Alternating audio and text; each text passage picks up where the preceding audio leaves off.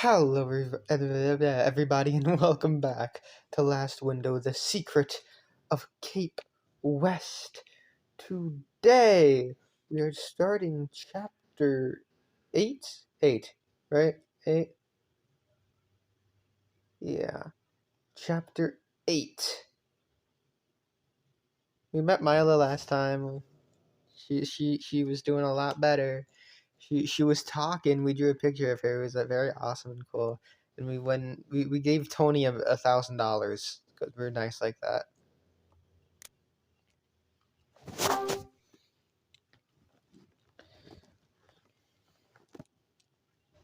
Turn to story.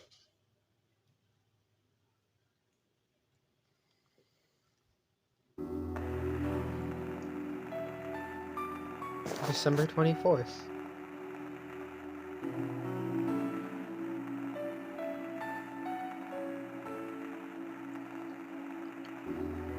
Oh my god, it's Ed.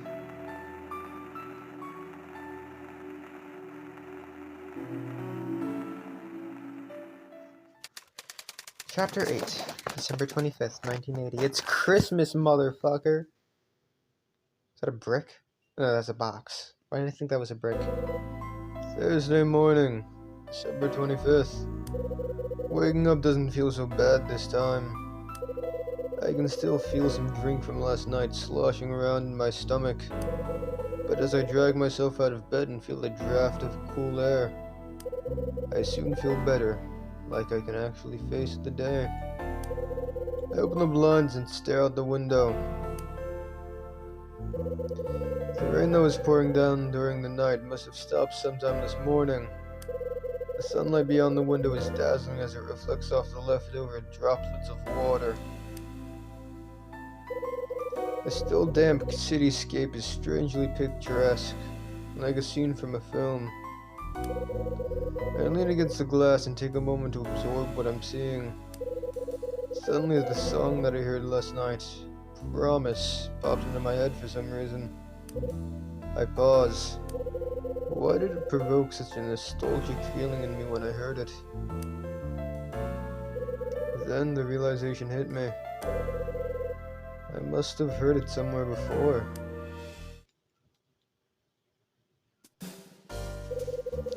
After putting on some clothes, I slump onto the sofa.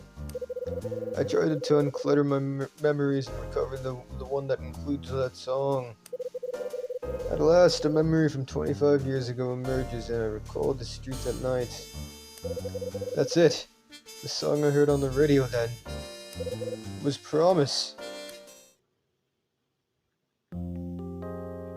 It was after Dad had been murdered and we moved to Manhattan. I awoke suddenly at night only to hear the sound made by the falling rain. I left my bed and slipped behind the curtain. If I stood on the tips of my toes, I could just about see through the window. The glass was slightly foggy, so I had to use the sleeve of my pajamas to wipe it. My sleeve was wet though. It was wet through, but I could finally see outside. What I saw was the purple lit glow of the Manhattan night. I vowed that I would never enjoy living there. I didn't know anyone. It was too cold. But for the first time, I found something I appreciated about the place. I wanted my mom to see that view. I cautiously opened the door to the neighboring room. To my surprise, my mom was still awake and standing outside the window. Realization came to me in an instant. Mom had been staring at the same view as I had. I remember telling her that I thought it looked beautiful. Mom came over, wrapped her arms around me, and just stood there beside me. There was a faint sound coming from the small radio Mom kept beside the bed. Holding me, my mom told me something. She said that my dad loved the song. As I looked up, my eyes met those of Mom. Then, for the first time since we arrived in that town, Mom looked different. Her eyes were brimming with tears. So So that was how I knew that song. It was the song playing on the radio in our apartment.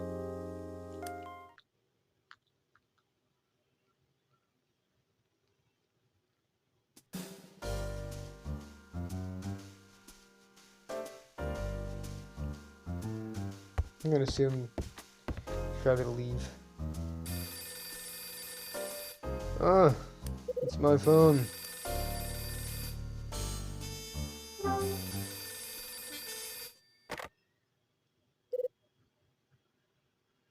Hello? Mom.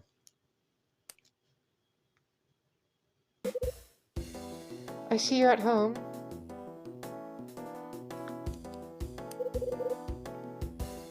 Yeah, no change there. What's on your mind? Nothing really. I just thought you'd be out. Sorry to disappoint. Don't take everything as a joke, Kyle. I just feel like I should call you, that's all.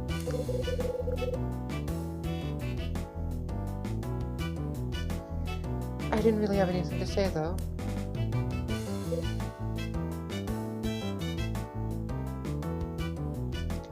Mom. You're worrying me, Mom.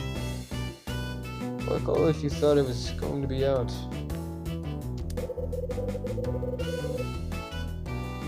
That's what I wanted to say to her, but decided to keep it to myself instead.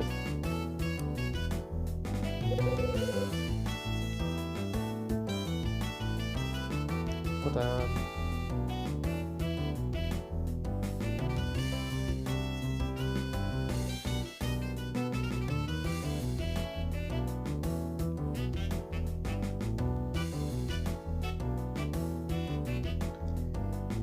I got your package, by the way.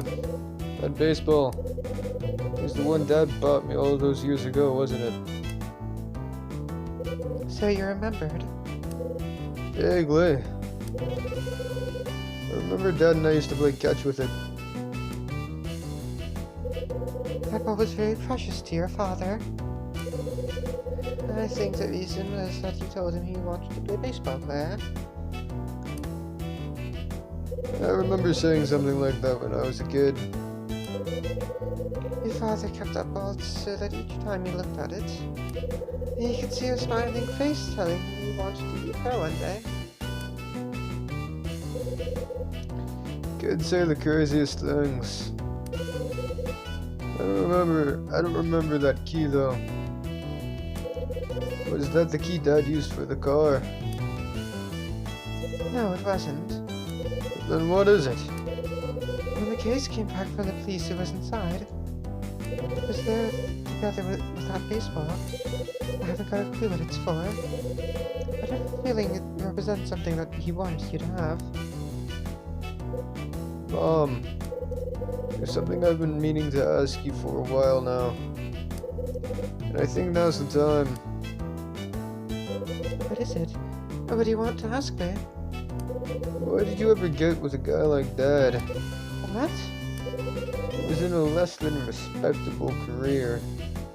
So why did you agree to marry him? Well, I fell in love. That's why. I fell in love with him and never wanted to be apart. The first time I met him was at the hospital where I worked. I was the one in charge of tending to the wounds he came in with. So it was a classic case of patient and nurse falling in love. Yes, I suppose it was. When I met him, he was a total stranger. But I did know one thing.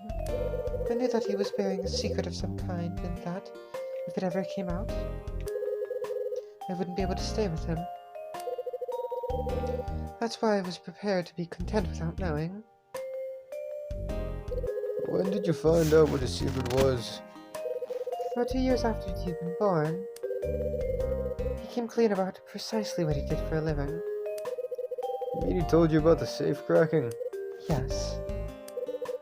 But once you knew, didn't you try and stop him? Kyle. Maybe if you had, you wouldn't have had to live off the money earned by ripping people off. You wouldn't have wound up dead 7 years later. It's not like that, Kyle. Then what is it like? After you were born, your father, he wanted to make a clean break and give up that line of work. But his associates weren't happy with his decision, and he... So he just kept on cracking safes. How can you just forgive him like that? Kyle. After hearing me shout down the phone at her, Mom drifts into a strange silence. Maybe it's because this is the first time we've ever discussed Dad so openly. Starting to regret bringing the subject up in the first place. Let's stop talking about this. Yeah, maybe you're right. Kyle, when you're ready to forgive your father and me.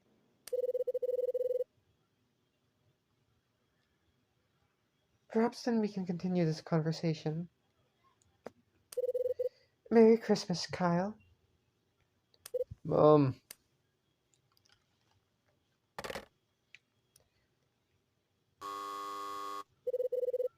My buzzer suddenly sounds. Who's there? Oh, I can just press it. Okay.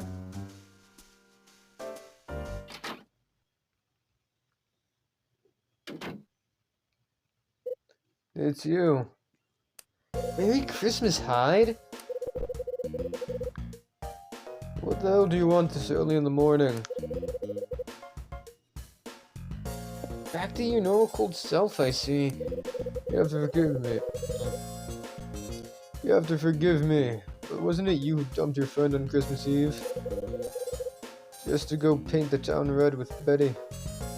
I'm not denying it, but have a heart, man. What would you have done? Anyway, how was the rest of the night down there? Just me and Sydney drinking till after the place closed. Cool. It's tough to drink under the table, that one. I don't remember a single time I didn't pass out while he's still solid as a rock. So how was your night? Mine? How'd it go with Betty? That's what you've come here to tell me about anyway, right? You really can see right through me, man. So, what happened? Well, we headed to the same place I took you to a couple nights ago. Spent half the night chatting and getting out of control. Sounds like it went pretty well. Yeah, I thought so too, but now I'm not so sure. What do you mean? I'd actually kind of given up on Betty. Then she went and said some pretty confusing things.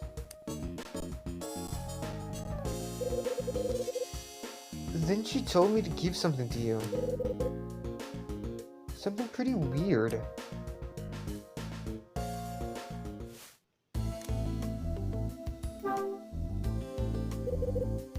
What did Betty say? She was a little drunk and slurring her words a bit. But she was going on about how there are two guys she likes. One who sets sparks flying and one she cares about in a different way. Cryptic. Her words, not mine. I just sat there nearly falling off my stool. But the next thing she said sheared through me a hell of a curveball.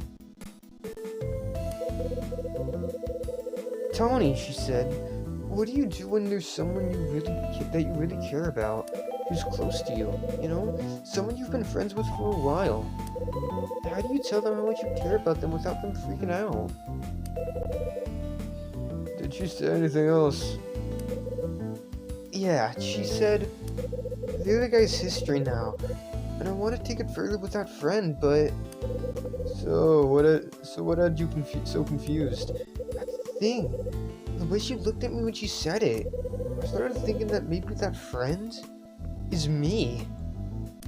But you didn't actually ask her, right? Nah, I kinda chickened out. pathetic, isn't it? Maybe you're wrong. Maybe you're right. But for now, you should stick to the belief that she was talking about you. Try to become that person to her. The only way to be sure, right? I guess so. You know what? Maybe it's me. Who knows? I mean, look at you. You can't get her out of your head.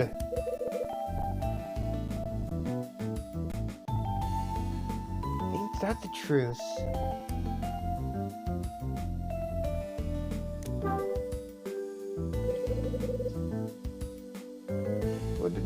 What did she ask you to look after? This? Some sort of notebook. A notebook. She said it belongs to Rex, but he left it behind. I take Rex's notebook. She said something about you being able to find some use for it. Can't they understood what she was getting at, though? Right, I'm gonna go back to my room. Tony leaves my room. What's Rex keeping written down in his notebook? I think it's time I found out.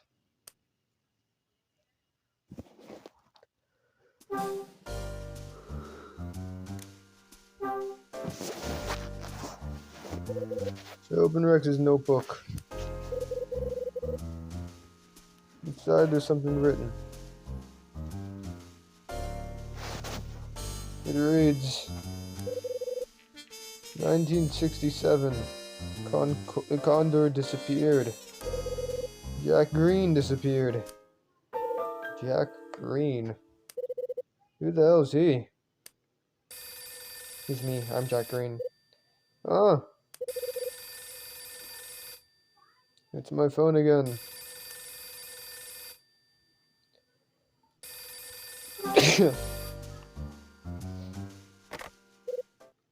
Hello. On the other end of the line, I hear a very familiar voice. Rachel. Merry Christmas, sweetie. I've got some good news for you. Ed's made a dramatic recovery and will be out of the hospital by the weekend. That's good to hear. Yes, it's pretty comforting, but the doctor laid down the law. He said he really can't afford to push himself anymore. He has to avoid any unnecessary stress that could put strain on his heart. So I guess that means we'd better not give him too much trouble. You mean you'd better not, but yeah, that's what I figured too. So how about you? Have there been any developments? Nothing too exciting, but there is something I need you to check out. What is it? I need you to check out something connected to Rex Foster. Someone going by the name of Jack Green was under investigation by Rex. He may have disappeared off the grid after 1967. Jack Green, 1967. Got it. I'll see what I can dig up. Expect a call when I find something. Thanks.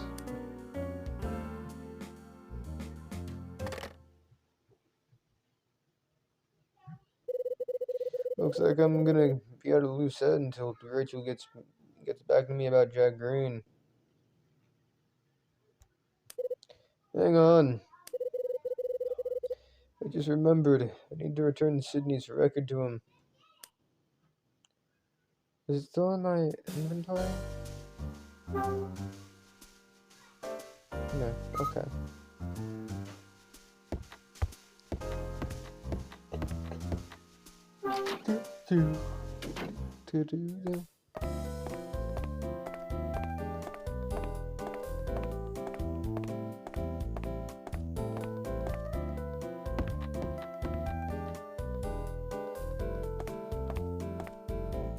running into that wall every time.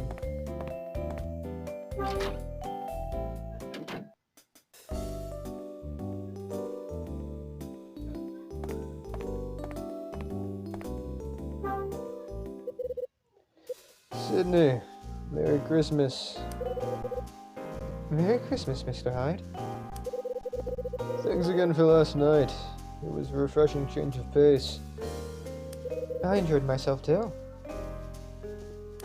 I think last night is going to be a Christmas Eve I'll be sure to remember. Yeah, you and me both. Would you care for anything to eat? No, I'm good. Just came to return that record you loaned me.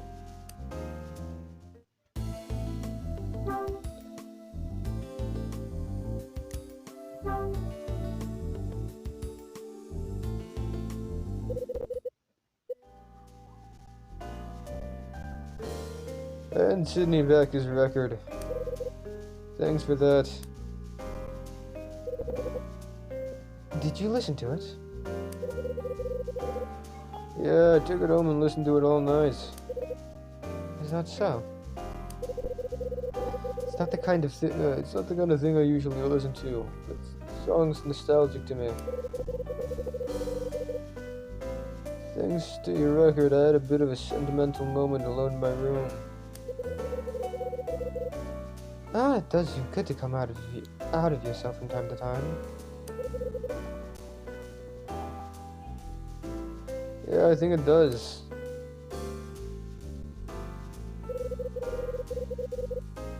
Actually, Mr. Hyde, there was something I wanted to talk to you about. Yeah. Actually, What is it? Just come out and say it. I wanted to ask you for your help with something.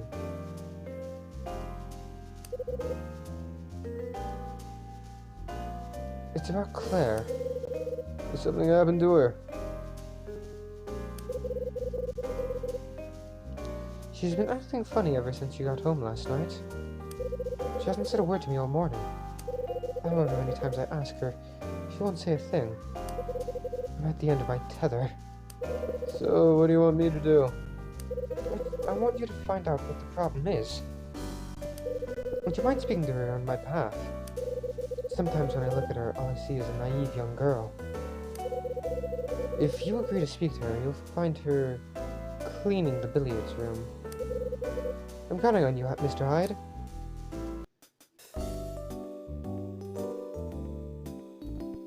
I'm gonna save, I guess. I don't know if this is gonna be an interrogation or not.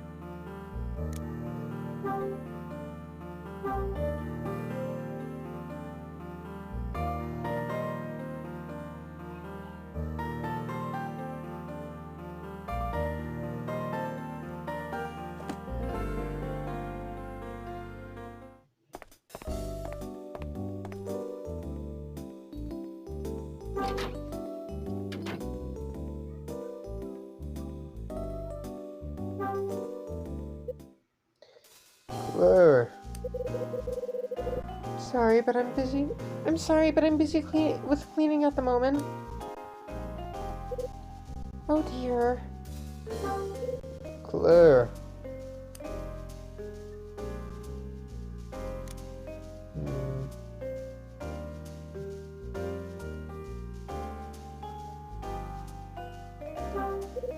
Claire, are you still worried about your dad? Yes, I am. Remember what we talked about the day before Christmas Eve? Did you get around to asking him about it? Did you find out if there's someone special in his life? I never got around to asking him outright. But I kinda got an impression of the way he was acting.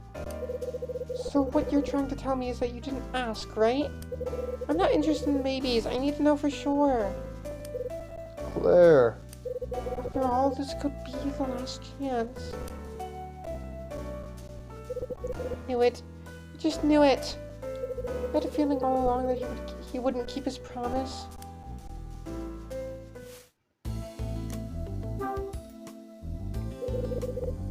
Last chance for what, Claire? Last chance for him and Mom to get back together. Mom didn't step in, if Dad didn't step in and do something right away, it'll be too late.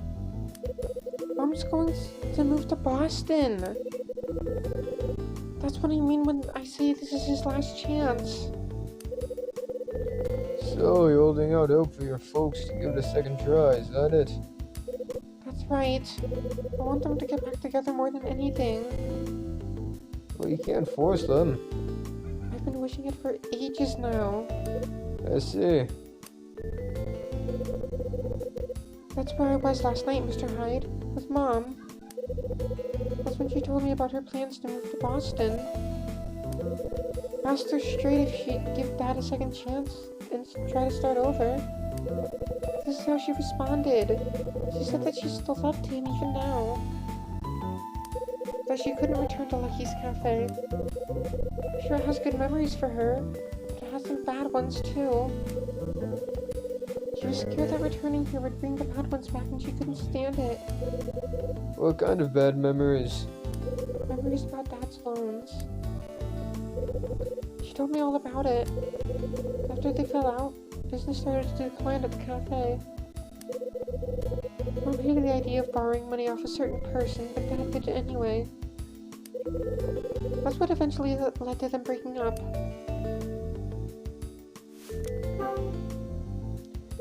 Claire, what promise was that?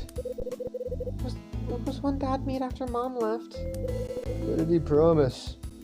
He promised something on the first Christmas without Mom. It was a sad Christmas for me. Dad was busy at the cafe and I was all alone. I waited up until he finished work and returned home. He was a little drunk when he got there, though. Still, when he saw me, he pulled me into a hug and said that we would find happiness. Just the two of us. Promised that we'd be happier than we'd ever been before. Happier than you'd ever been, huh? He forced himself into a smile at the time, but I knew the truth. I could see past his smile into the tears that fell from his eyes. I knew that Mom leaving was the hardest thing he'd ever had to deal with in his life. That's why I promised him something too that night. I promised that I'd also look for a way for us to be happy. And that's why you started to think of them getting back together, right? Right. That's all I've thought about since.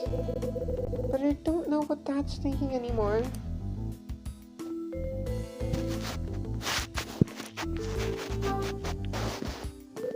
Who's the person you borrowed from?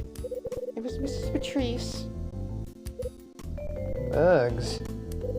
That's what I heard. He got the money when he needed. He got the money he needed from her.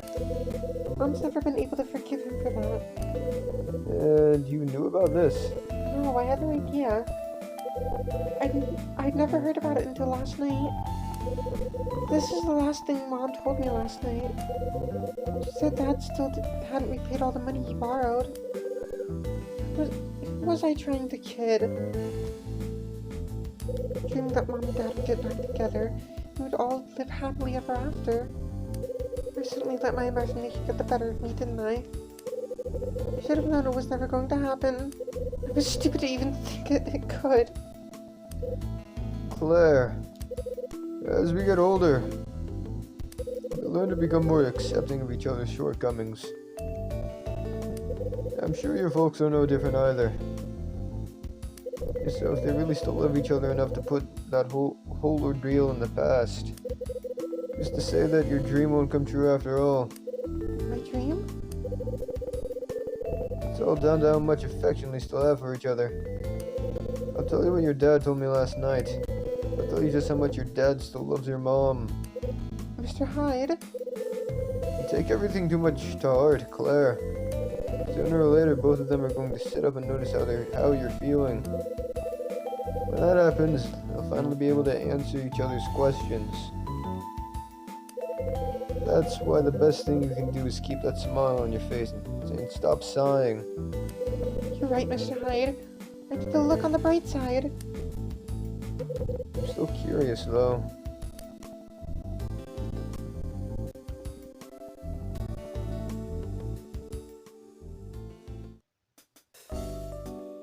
Perhaps not to Sydney, I guess? Claire! Thanks a million, Mr. Hyde. I feel much better now. Yeah, I guess I'd speak to Sydney about it.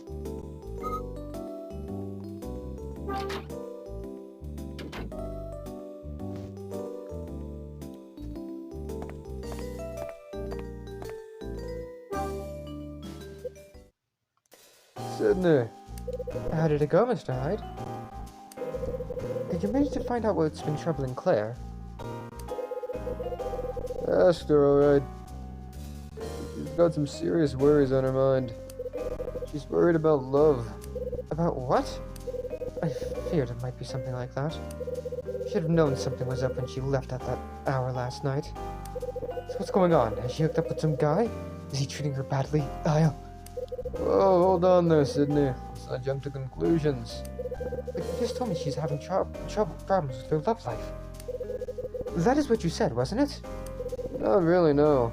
It's got nothing to do with her love life. She's worried about her mom and you. Her mom and me. It was her mom she met up with last night. You know what she's hoping? She's hoping that you and her mom will give it another try. So that's what it's all about.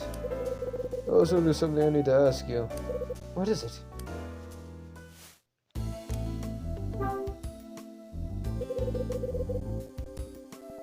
What's happening with the loan from Mags? How on earth did you find out about that, Mr. Hyde? Claire let me in on it. It was her mom who told her. I see. Well, it all goes back to when we need money and to get this place up and running.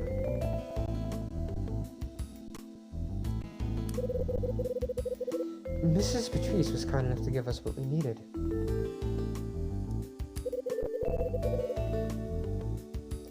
It all stems from me knowing her late husband. I've been paying in installments each month. In half a year, my debt will be settled. She said she has too many bad memories to do with money troubles. For her, it's a very real reason not to give you a second chance to get back together.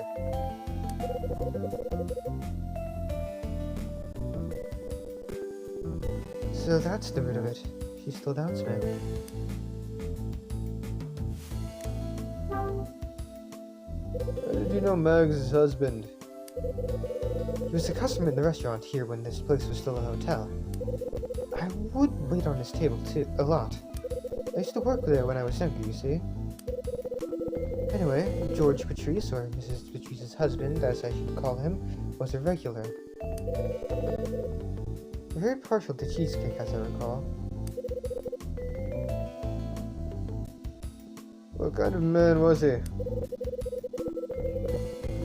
I remember him telling me that he used to play the sax in his youth.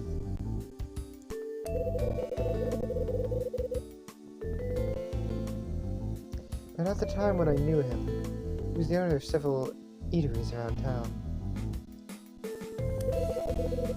To sum up, he wasn't afraid to spread his money around. All the waiters jostled for the right to wait on his table. Of course, all they were after were the tips he'd offer them and nothing more. He'd always be around when the hotel was having an evening event. In particular, he always came to the parties they called Scarlet Star. What connection could this have to the thing I'm looking for?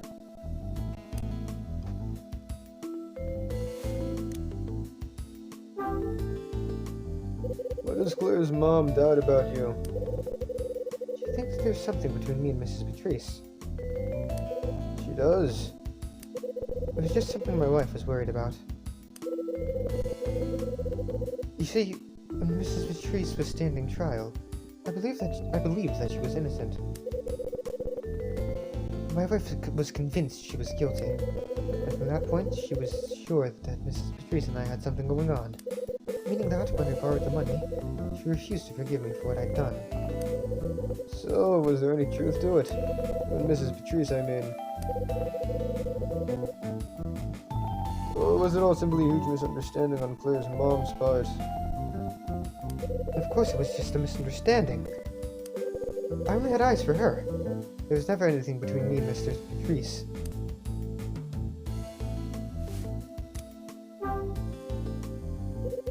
There were parties called Scarlet Star. Yes, there were. Every month, Hotel Cape West would hold a party on a date with number 6 in it. Those parties would be called Scarlet Star. How did they earn that name, though? I can tell you. I haven't got the faintest idea, I'm afraid. Other parties that were held there had similar names like Gold Star or Silver Star. Those were held on dates with the numbers 3 or 9. What kind of parties were they? They were just the run-of-the-mill affairs, really. You know, the type with food and drinks, and a live band and dance floor. I was there on a number of occasions, and they were all pretty similar.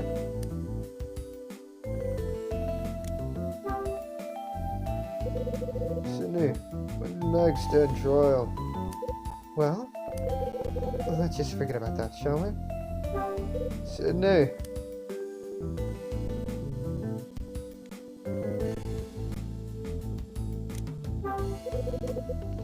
So, you can't tell me, huh?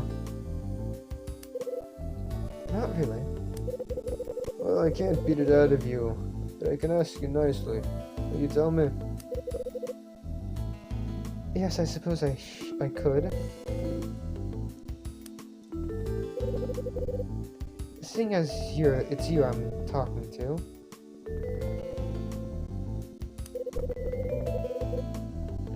But you have to promise to keep it to yourself, mind? Of course. 13 years ago, Mrs. Patrice was a suspect in a certain incident. The jury returned a verdict of innocent, though, and she was freed. What kind of incident was it? She was suspected of killing her husband. What the hell? She was a suspect in a murder case. She was indeed. Sydney, where was her husband? Mr. Hyde. I've got nothing more to say on the matter. Can we leave it there, please? The verdict was innocent, and that's all that counts. I really don't want to talk about it anymore. I understand. I just need to make sure. But you will keep this discussion between us, won't you? I really don't want anything I've said about Mrs. Patrice to get out. I only told you because I trust you. Yeah, I hear you loud and clear. Then we understand each other. The last thing I want is to cause any trouble for Mrs. Patrice. Now, was that everything you wanted to ask me about, Mr. Hyde? I do have a cafe to run, you know? Actually, there's something else. What do you want to know? Do you still love your wife? Do I what? I want to hear how you really feel about her. Well,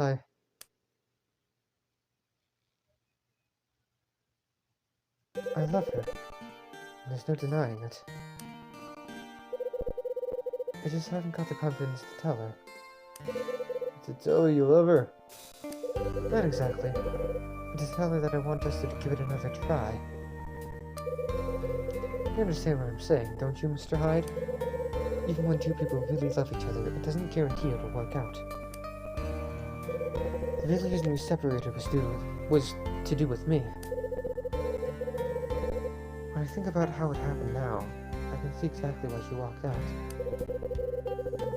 Only I could have seen things the way I see them now.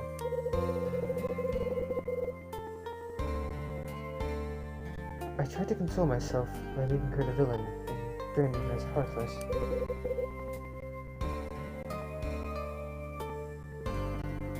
But the truth is, I was a fool. The worst thing is that it took took losing my wife and even noticed how she was feeling. That's why I'm afraid. I'm afraid that if we did get back together, I'd do the same thing over again. I'm sure she's thinking along the exact same lines, though. You may feel unsettled, but you clearly want to have another shot at happiness. Mr. Hyde. Claire told me about the promise you made her. She did? She told me about the first Christmas you spent without your wife.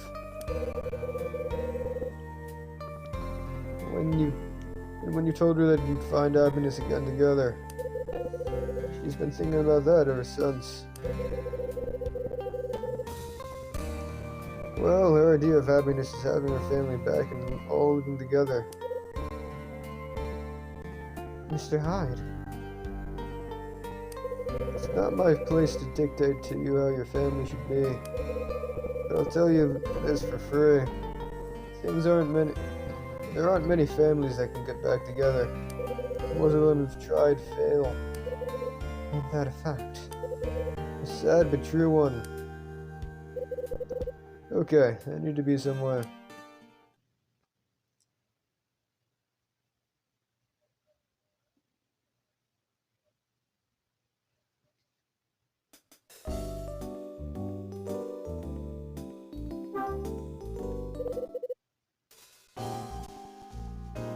Hello again, Mr. Hyde.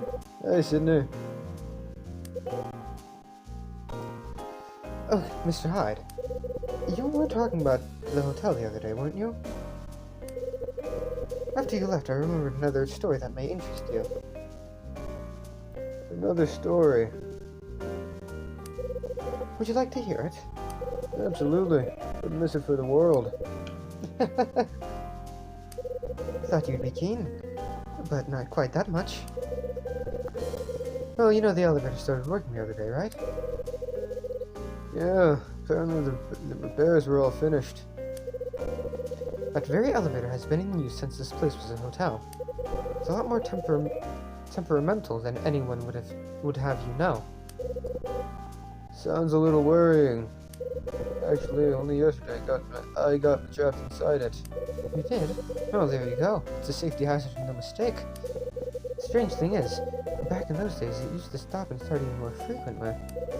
Even stranger still, it always stopped between the 4th floor and the roof. Between the 4th floor and the roof.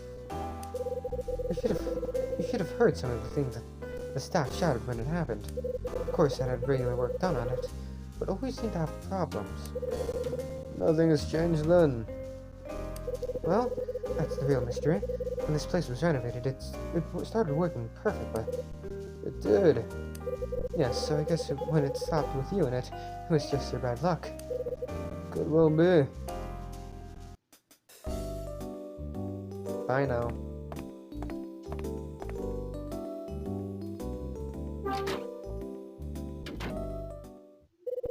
Something that Sydney said has got me thinking.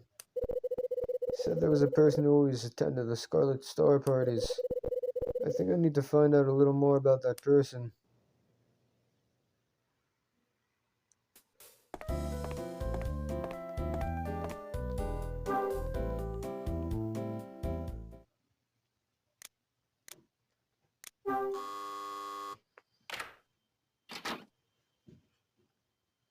Hello there, Mr. Hyde.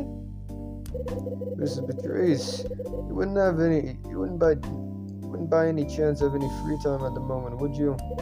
As a matter of fact, I would. There's something I'd like to ask you. And what might that be?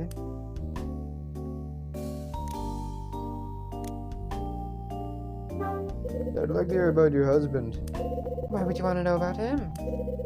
When we last spoke, you told me a little bit about your late husband. You said he enjoyed jazz music, and even used to play the saxophone. That's right. I must confess, I'm into jazz music too. I often listen to it in my room. The best kind of jazz always features a saxophone, don't you think? Well, if you say so. So, once I heard that your late husband played it, I instantly became interested. Would you be so kind as to tell me a little more about him? Why, certainly, since you ask so nicely. Please, come inside. Thirsty.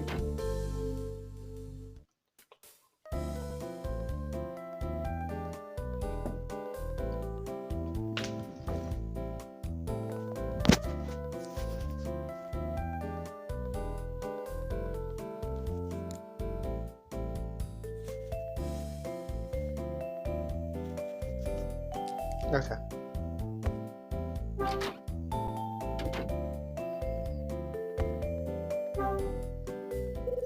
Mrs. Patrice, your husband played the tenor saxophone, didn't he? Yes, that's right. When did he start? As a pro, I mean. He was already part of an established band at the age of 20. So he must have studied how to play it somewhere. Do you know where?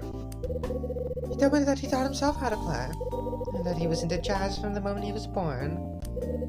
What kind of person was he? He was a real gentleman, both masculine and invigorating at the same time. Those qualities guaranteed him a hit with the ladies. When did he throw in the towel and stop playing? I'm sorry? Well, he went on to run several eateries around town, didn't he? He was a regular guest at the hotel restaurant here too, right? Who told you that, Mr. Hyde? Little birdie.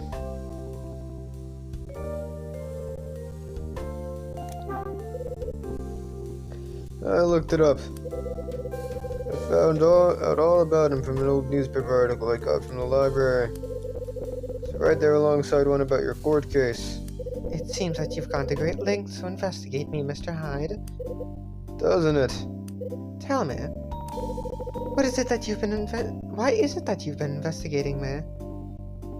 I told you, I'm interested. I'm keen to learn more about the kind of stuff your late husband played.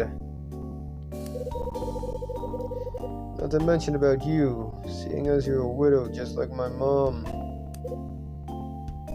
I see. So, you know everything it would seem.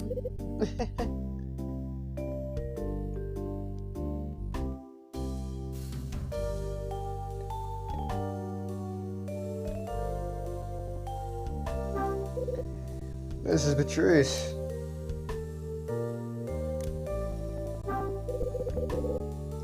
Will you tell me what I want to know? I will. We're this close to parting ways forever, and you've chosen now to grow an interest in me. Perhaps it's fate, Mr. Hyde.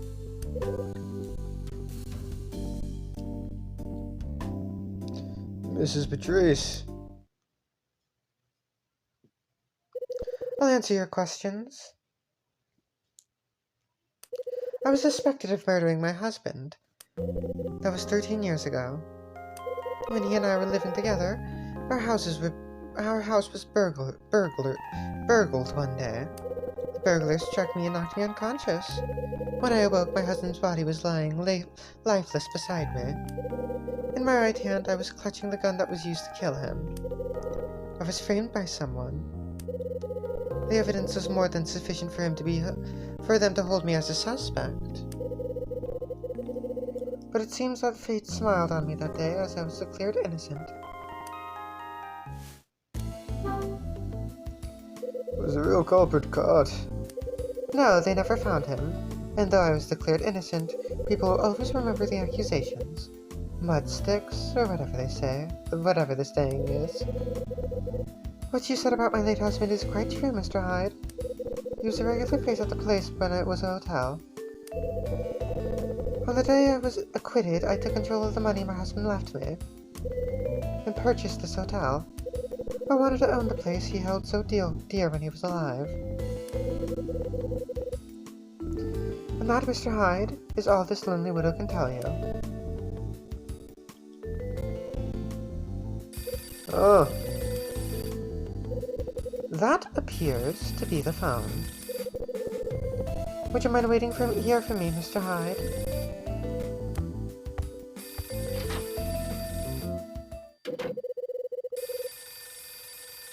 Max makes her way into the other room to answer the phone. Guess I'd better stay here alone, stay here until she's done. Now that I think about it,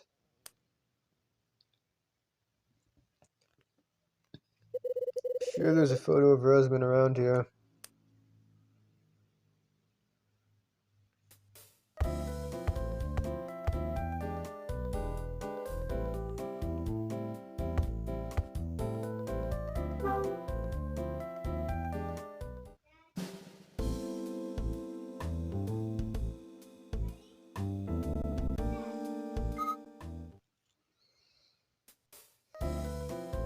I got stop getting stuck on everything.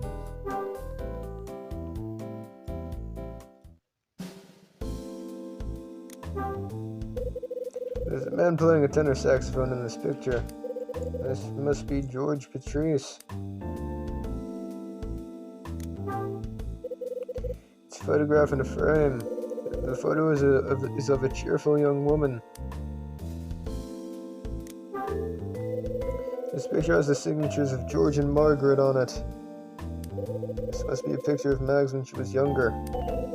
She was wearing a very uniquely designed necklace.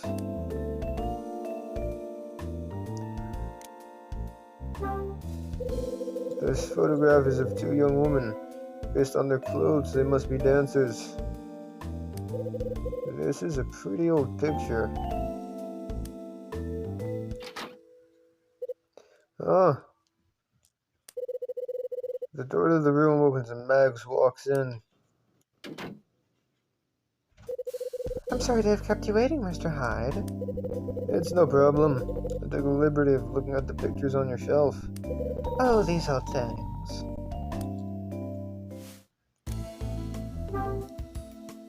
When was the picture of you and your husband taken? Right after we were married. That necklace you see still gets worn today. It was a present from my late husband, and is one of a kind. It's an impressive item, that's for sure.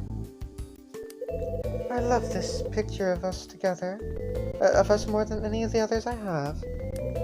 I'm sure your mother has one of her own that she values above the rest, too. As Mags utters those words, I think to myself, Mom doesn't have a single picture of her and Dad. Not one.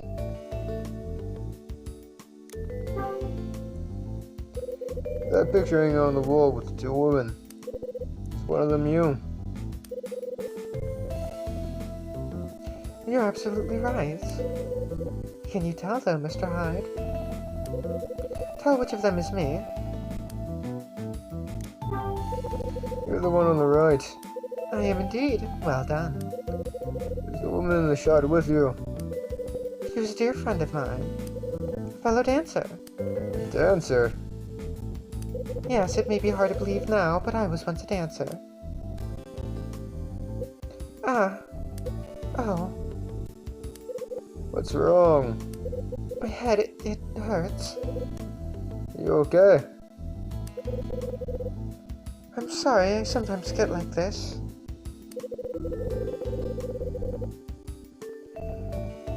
It's my reminder of the events that took place during that awful time 13 years ago.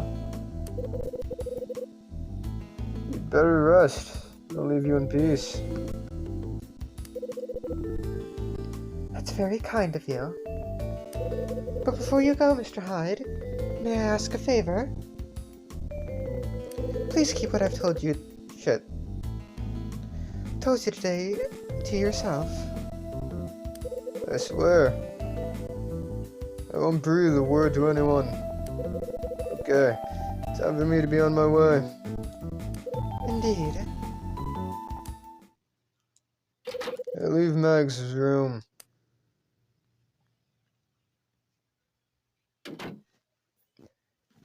Mags. Seems she's had a somewhat colorful life. Mr. Hyde, Oh.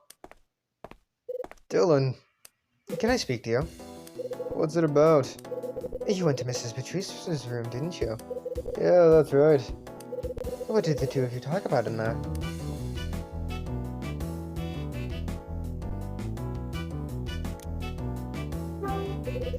Talked about leaving this place.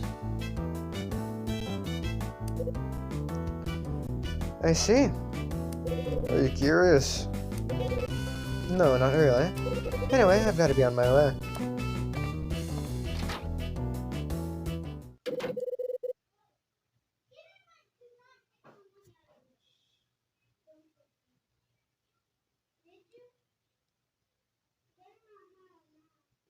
Dylan goes directly into Mags' room. It's my pager. I'd better head back to my room.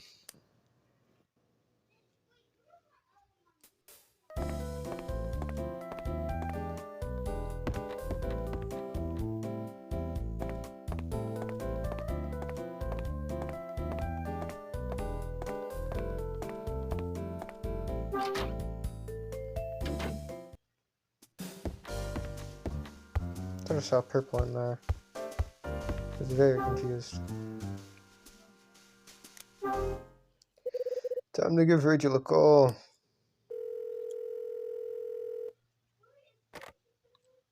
Red Crown, how may I help you? It's Kyle. I've got some information for you on Jack Green. What did you find out? Well, his name appeared in the 1967 obituaries. It said that Jack Green, a 30-year-old reporter, died in a car accident due to major internal complications and blood loss. A car accident. Did you see who he reported? See who he reported for? I did. It was Los Angeles Beat. Same place as Rex Foster. Were the two closely connected? Yes, they were. They spent 3 years working together in the editorial department. And what's more interesting is when Rex Foster quit his job, he quit just 3 weeks after Jack Green's death. After that, things really get strange. In what way? Turns out that Jack Green's final article was about the organized crime group Condor. The title was, unsurprisingly, The Truth Behind Condor. It was actually the first part of a series, but Green ended up dying.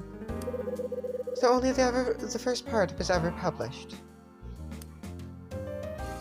I really need to get a closer look at that article, Rachel. Understood. I'll see if I can get a hold of a copy for you. I'm counting on you.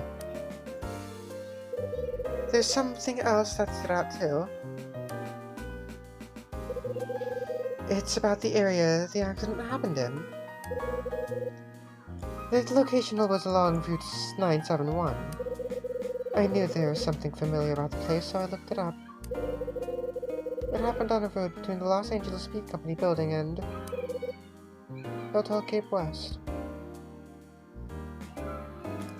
Hold on. Why are you yelling like that? Stop. Kai, stop. Jesus.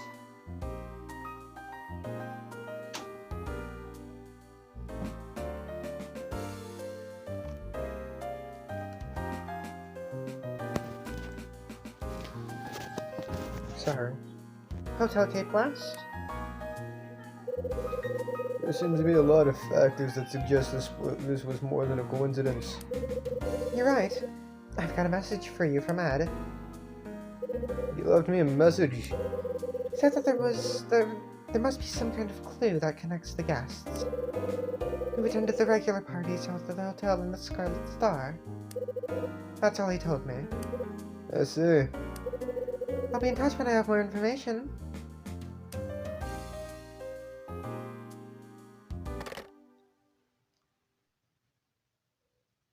Jack Green died 13 years ago. He was writing an article about Condor. Also, the message I received from Ed. The one about the connection between the Scarlet Star and the party guests. Now that I think about it, Sydney said something too.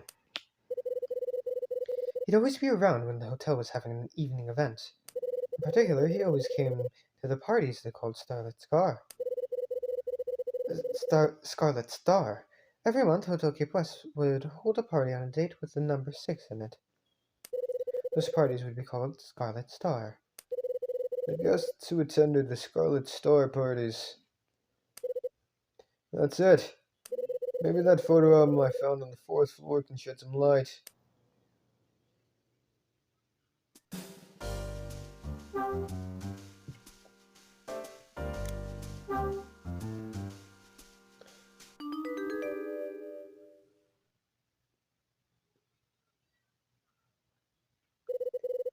Now, what am I looking for in these?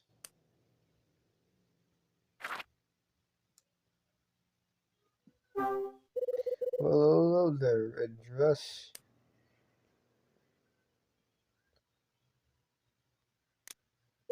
Hey, I know that necklace. Of course. That's the necklace Mags always has hanging around her neck. Which means this woman. It's Mags Patrice. I got lucky there. Just as I thought. Mags is in the picture of the Scarlet Star party. Looks like she just earned herself another chat with me. Right now?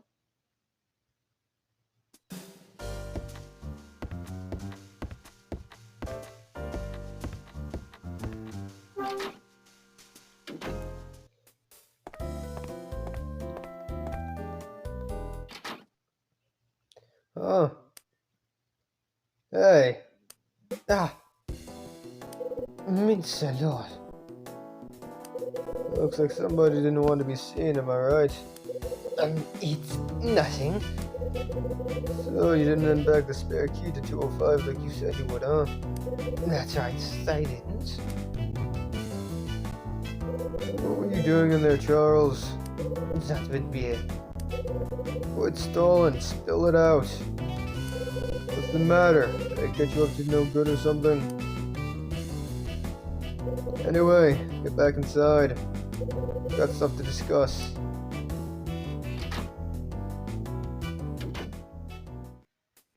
Okay, I guess we're talking to fucking Charles now. Charles. Oh! Okay. We're interrogating him. Tell me. What were you up to in here? I can't say. Now you listen here.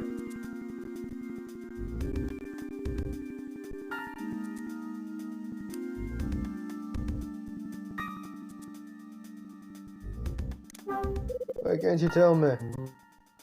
Because I don't want to. Besides, it has nothing to do with you. Charles, you're not helping yourself, you know? You're acting really suspiciously. Now tell me. Tell me. What were you up to in here? I can't say. Oh.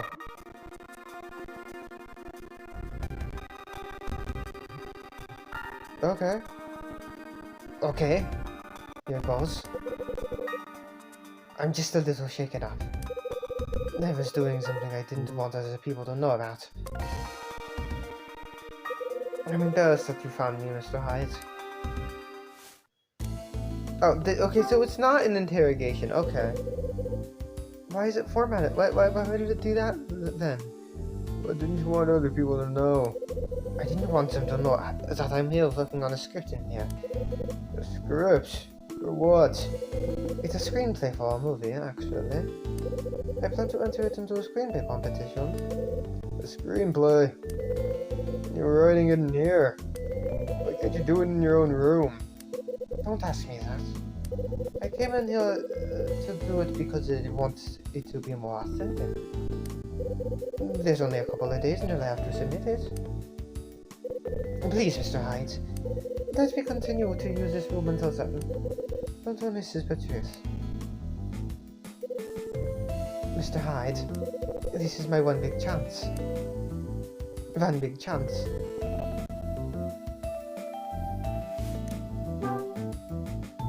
What do you mean by more authentic? Billy left his old typewriter in this room and I'm writing my screenplay on that. It's the key to making me look like a pro to the people who check the entries. Are you serious? It would possibly make any less sense if you tried. The typewriter Billy left in this room. It's not a standard one, it's very special. He's now a top Hollywood screenwriter, but when he started out, he used this very typewriter. There's something very special about it, like it has some sort of power. That's why I'm using it to write my screenplay now. I'm sure it's going to guarantee my screenplay will be successful. If that's the typewriter that's so special, can't you just take it to your own room? No, I have to write it in this room. What made you believe in all this superstitious shit? That doesn't matter. What does matter is that I do believe and I must finish.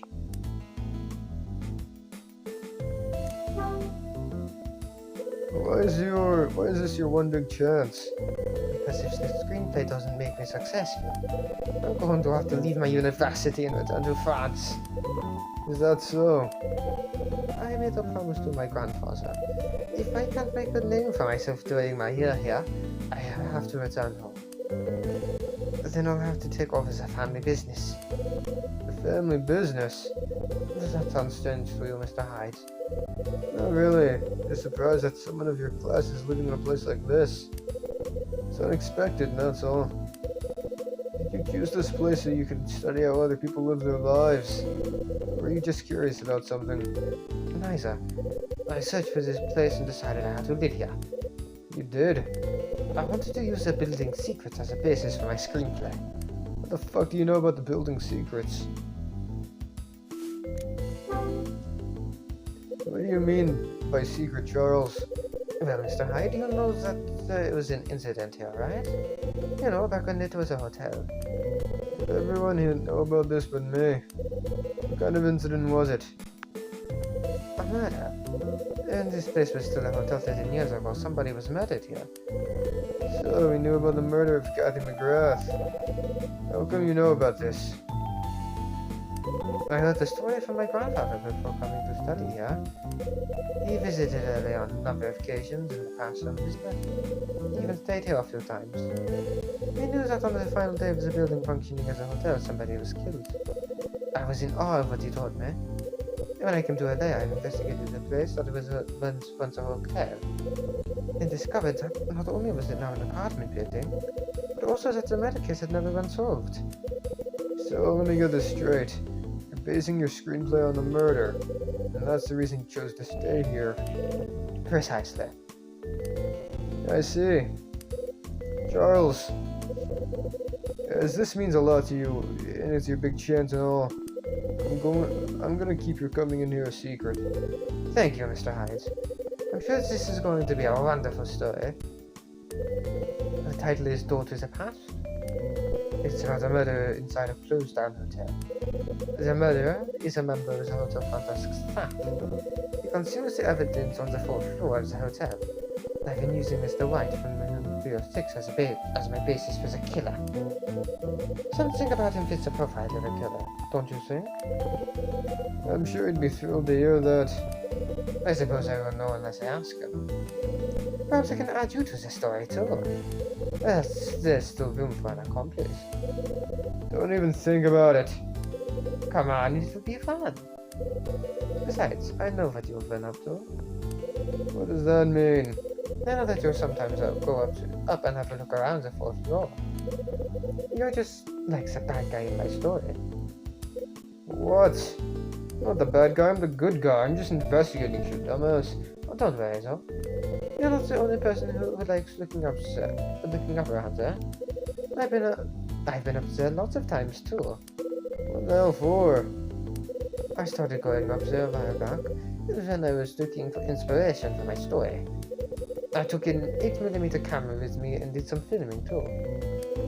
I caught something really interesting when I was up there. Yeah, what did you tape? I'm sure you'd like to tell me. I'm sure you'd like me to tell you, so I'll make you a deal. If you tell me what you are looking for when you go up there, I'll show you the film. You got yourself a deal. Now, show me the film.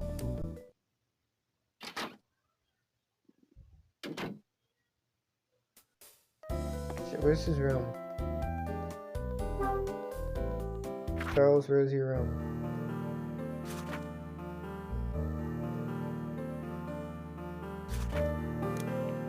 Three or five, okay.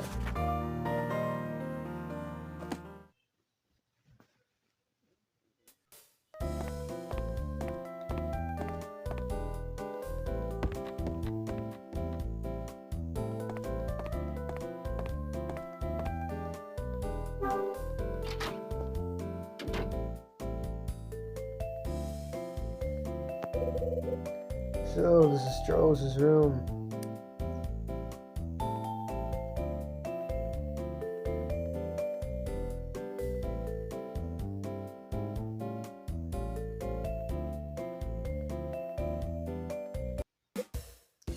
Charles! Show me the elevator film you took on the 4th floor. I will. But don't forget our promise. You have to tell me what you're looking for when you go there. Same as you. I don't understand. I'm investigating an incident that happened here quite a while ago. That's why I've been spending time up on the 4th floor. The incident you're talking about, Mr. Hyde? When did you find out about it? I learned of it not long ago. Just after I found out we'd all be leaving this place. I thought something terrible happened here in the past. I mean, you believe it? Just days before we'll all be out of here. I got caught up in an incident, in an ancient case I know nothing about. So, there you go. The reason why I've been going up to the 4th floor. That's quite interesting, but there's one more thing I'd like to ask you. I haven't got all day, you know, I'm a kid. Why are you so keen on finding out about such an old case? I mean, I'm interested because I want to use it as a basis for my story. But what about you, Mr. Hyde? I've always been the kind of person who enjoys solving problems. I used to be a detective after all. You did? Were you really a detective? Yeah, I was. Up until 4 years ago, anyway. I guess the reason I'm so keen on this case has something to do with my detective's instinct. So now you're a detective salesman. I had no idea you were such an interesting person. If you don't mind, I'd like to hear more about your past next time. Listen, kid, I don't care if you find me interesting or not. My past is nothing special. Yes, it is. You should stick to the unsolved case that happened here instead. Now, show me the film you took, Charles. Yeah, just a moment, Mr. Hyde.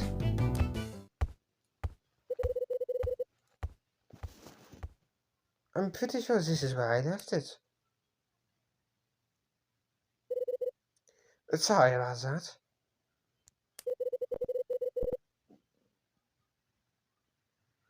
Well, here it is. My 8mm film. Just like I promised.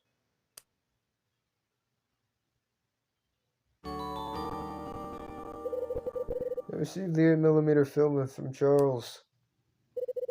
Can you make out what's on it, Mr. Hyde?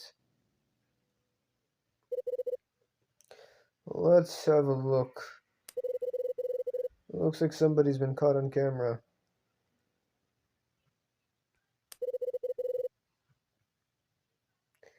But who was it? That's the question. By the looks of that watch they're wearing, it seems to be a man. But I wonder who it could be.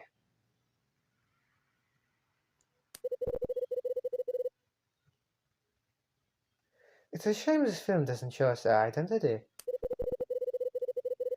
It would be up there on the 4th floor so late at night anyway. I'd really like to know who they are and what they're doing there, and what they are doing. You and me both, kid. Judging from their build and the kind of clothes they've got on, I'm sure it's a guy. What with the fire door up there serving as fairly good security. I'd have thought most people wouldn't be able to get in. So, you think the person on this film is someone already living in this building? It's certainly a possibility. You could be right. I've got it. I know a way we can learn the true identity of the person on this thing. There's a way we can find out right away. And how are you gonna do that? Magic? No photographs. To help me get the characters right in my story, I took photos of the interior here.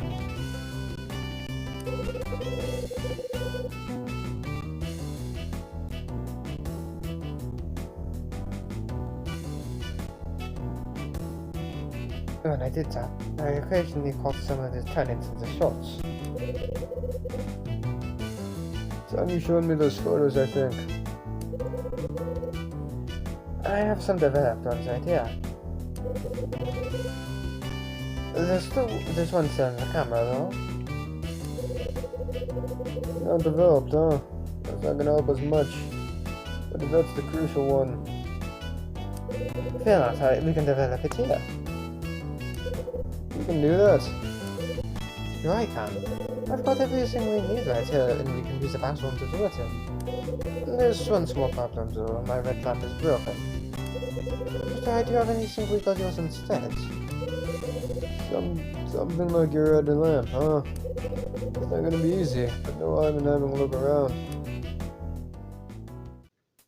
Hold on.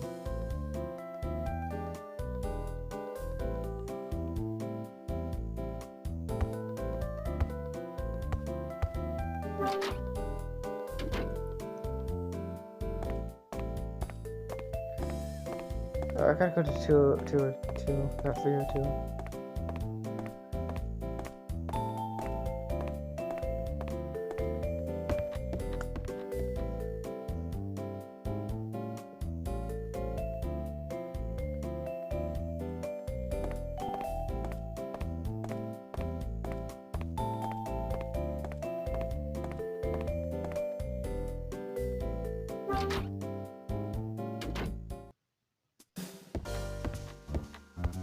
Where did I put the whiskey?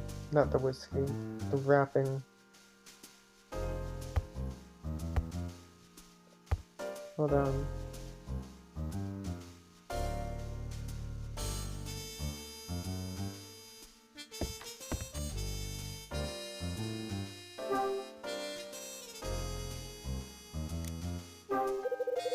It's a bottle of wine I got from Rachel.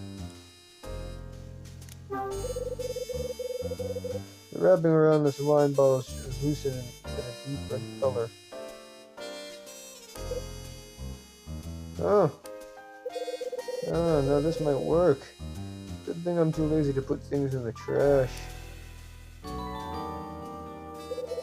Hey, take the red wrapping.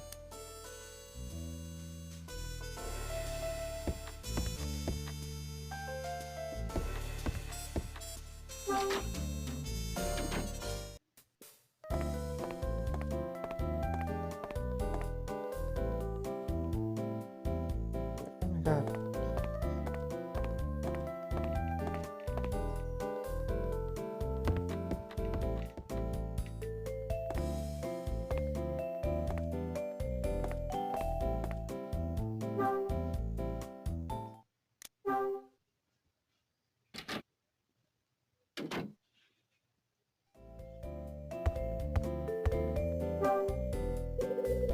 Show me what you found, Mr. Hyde.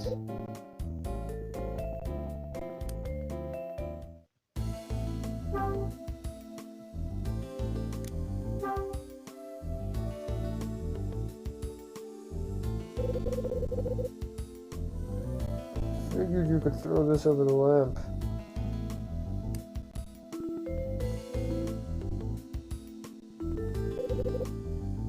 Well, what do you think? It might work. If we'll do as you say, it should give us just the right kind of light we need. Let's give it a try. Please place it over the lamp. Sounds simple enough.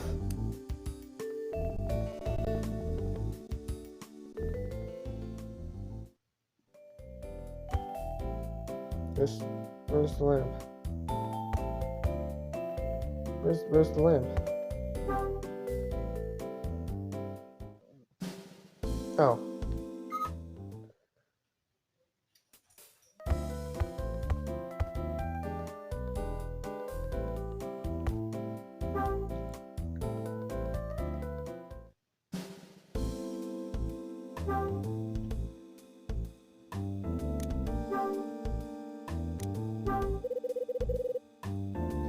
Cover the lamp with the red wrapping.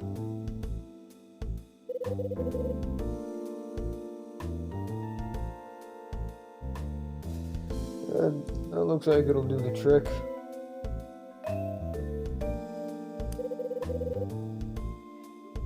Time to let Charles see my handiwork.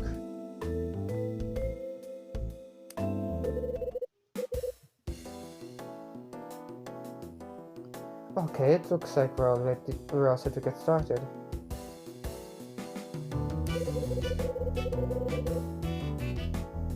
Now we've got the right kind of light, we can begin to develop the photos. Charles, let me do it. Sure, if you'd like, but have you ever done this before? Not even once. Maybe you should let somebody who knows what they're doing take care of it. But then again, if you really want to try, alright then.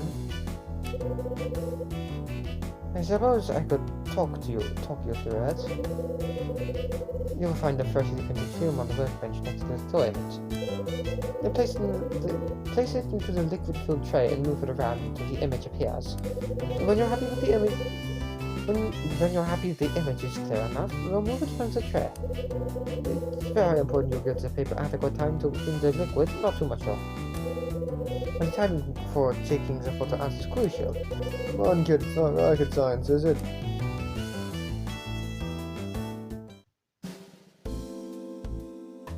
Hold on. I'm gonna save.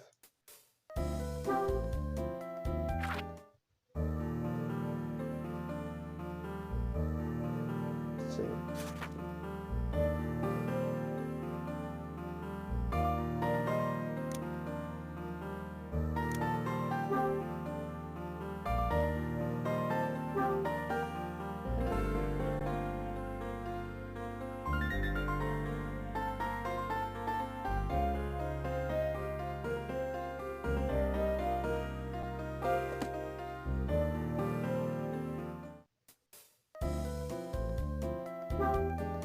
Okay.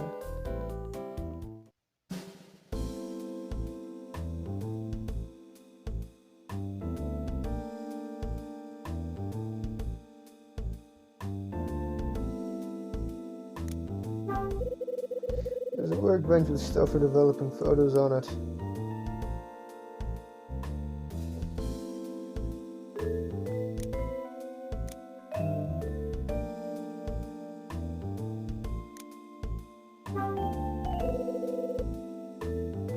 Okay, time for me to develop this photo.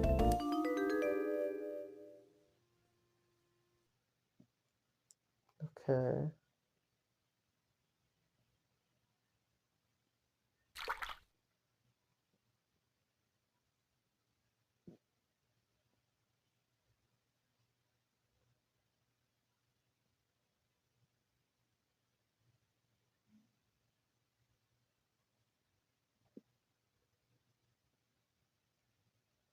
No. Oh, that's how you're supposed to do that? Fuck. Ah, crap. What's happened? I'm coming in, Mr. Hyde.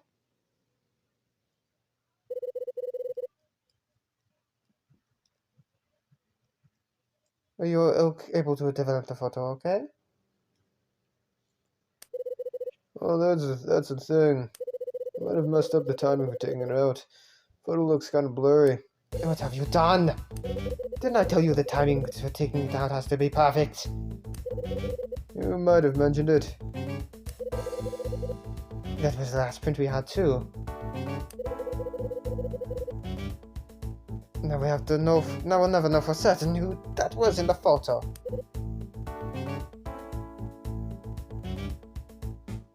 Never. I think you need to face the fact that we'll never see this photo properly, Mr. Hyde.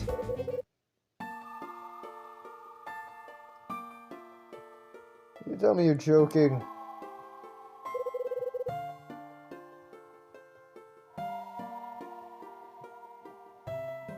Well, I really screwed that up. Should have paid more attention to what Charles was telling me. Right, okay. Yes. So I didn't know how to take it out. That was the issue. Get a little too careless.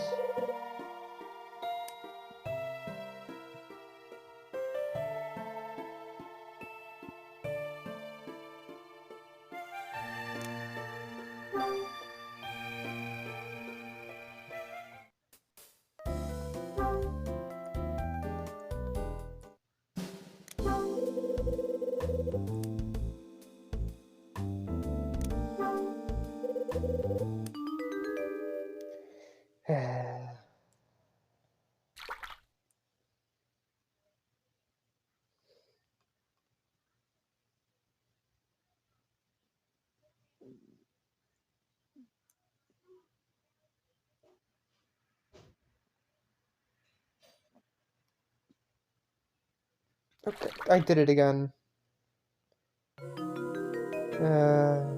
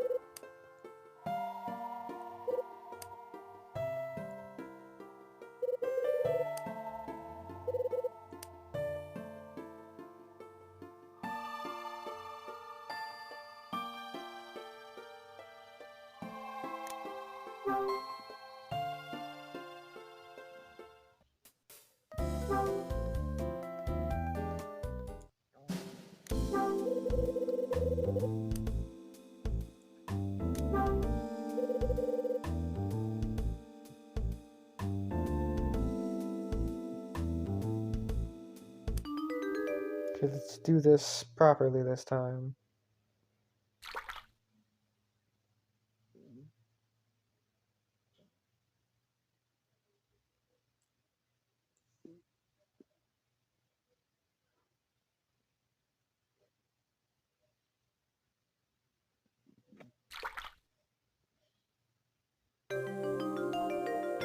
I'm very good at this. Looks like I'm a natural. Nice to see you again, Frank River. Take the photo of Frank. Now I just need to compare this photo to the film. Did you get a clean image, Mr. Hyde? Yeah, I should be a piece of cake. Maybe I should change my career. Ah, very good, Mr. Hyde.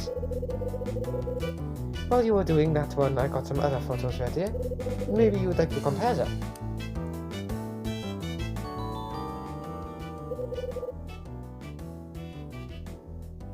I take the photo of Tony. I take a photo of Will.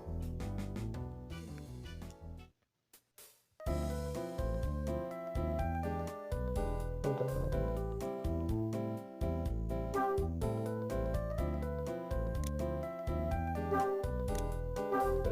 Realism también es useful.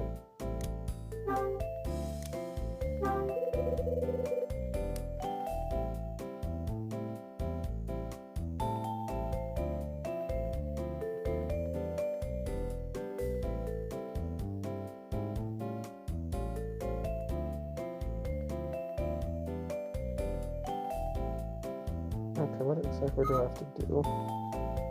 I don't know.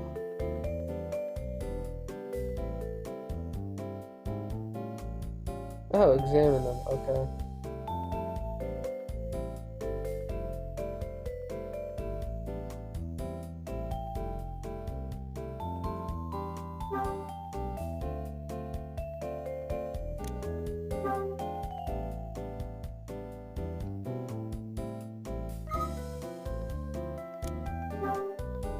pass the fuck out.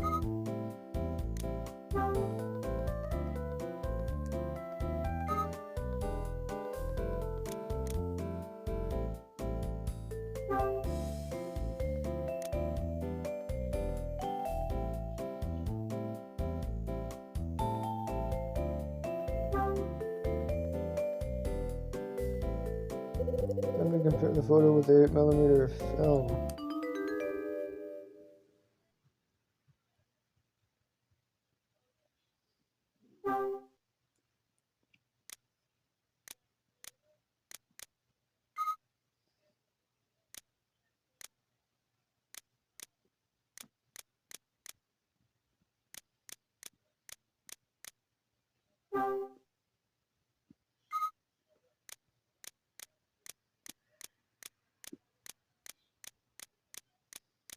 God.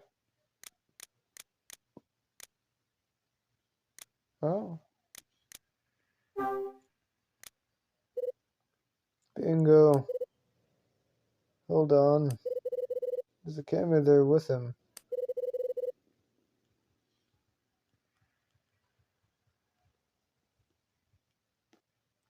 Maybe he got something on the film.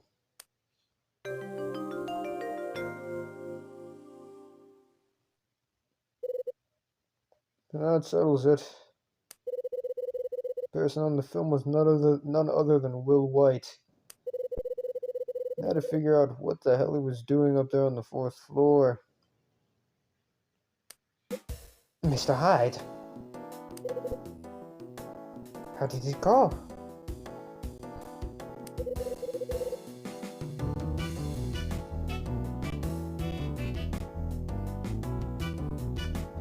I know who the person in the film was. He got a mystery star was Will White. Really? Interesting. What do you think he was doing up there anyway? Doing up there though? I'm afraid I haven't cracked that part yet.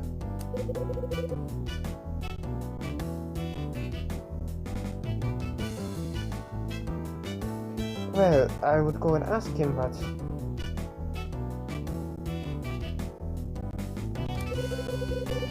I doubt he'd tell you, even if you ask him nicely. I'll get to the bottom of this, don't you worry.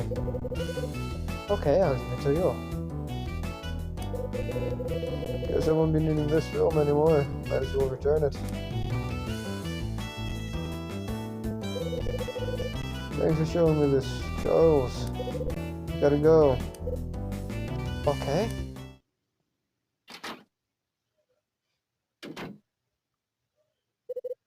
So was Will. I think you and I need to have a frank Q&A session.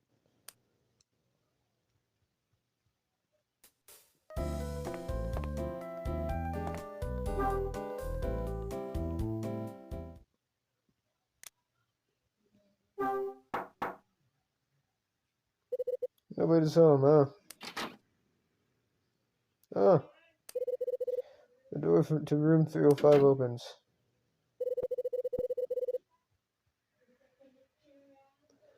Looks like Mr. Wright hasn't been home since yesterday.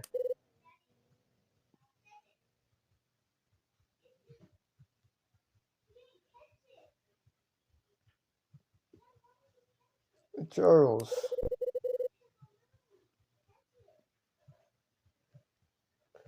Did you think it would be that simple?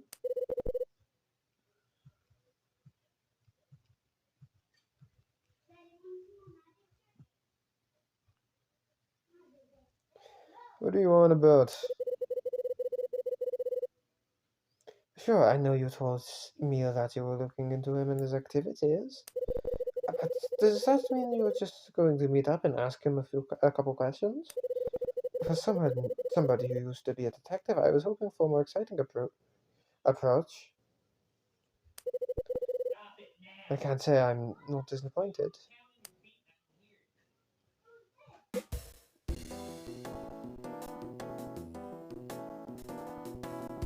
Charles. If you got something to say, just go ahead and say it already. Okay, Mr. Hyde, I will. I believe I know far more about Mr. White and what he gets up to than you do.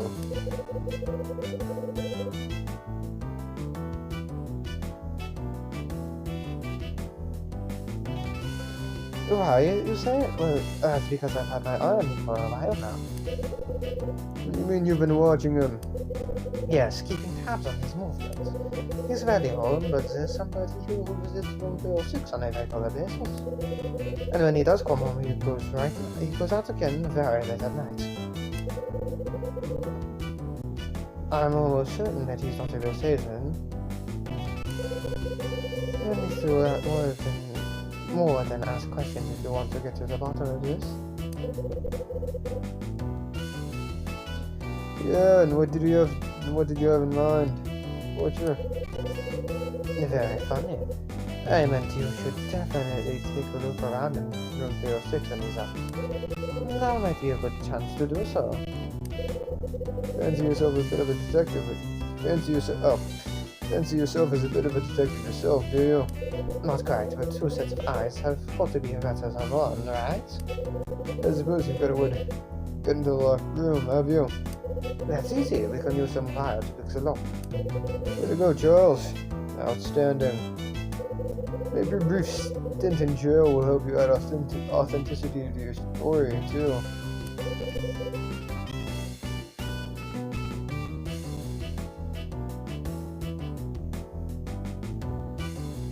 We won't get caught, trust me.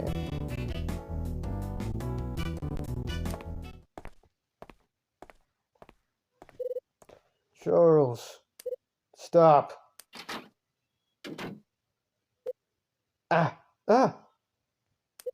Hello, Charles? What the hell was Dylan doing here? What on earth are you doing in there? I was just... But I was just passing by and heard a noise. My name is Mr. The light was out, so I was worried. I figured I'd see if I could find out who made the noise and by peering through the keyhole. That's what happened, isn't it, Mr. Hyde? Yeah, just like the kid said. When I was about to take a look, you burst out. You took me completely by surprise. What are you doing in Will White's room, Dylan? Nothing much. I was taking care of something Mr. White asked me to do. And what was that? He asked me to turn the water off while he was out. Turn it off? Why did he ask you to do that? To prepare to move out, of course. I've got spare keys, so I let myself in. Some people normally turn the water off last before moving out. Dylan. It's just like I told you. I'm only doing what he asked me to do.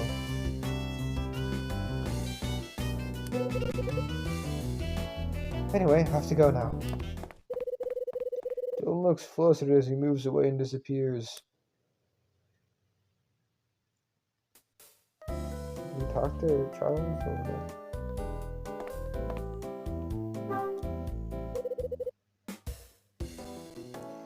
That was quite a shock. Some quick thinking on your part, though.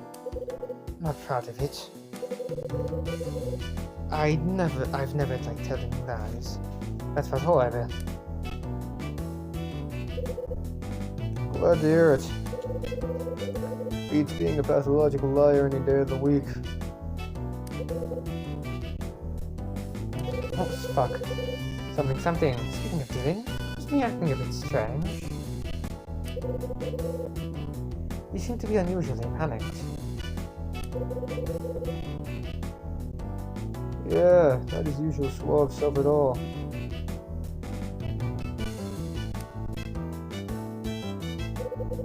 What is it, Mr. Hyde? The door. It's open. It is? Looks like Dylan fled before logging this thing back up.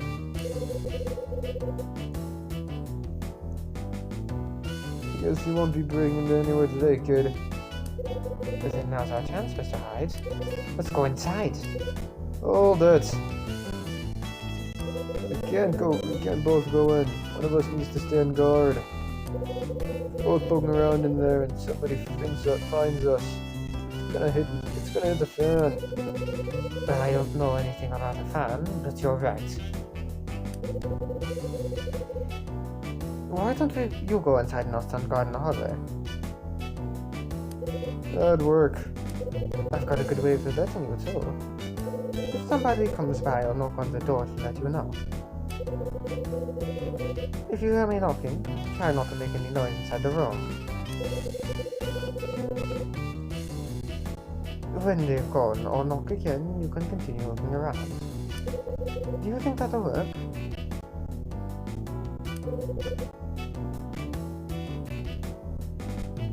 Suppose it'll have to.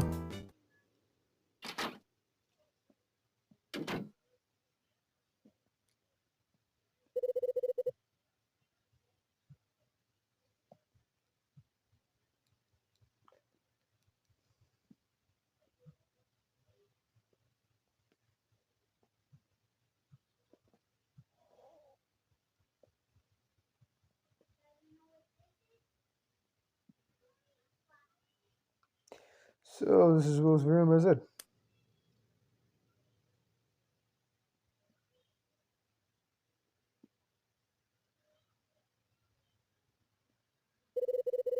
This place is less taste than dry bread. Can't imagine anybody could actually live in here. I'm gonna save.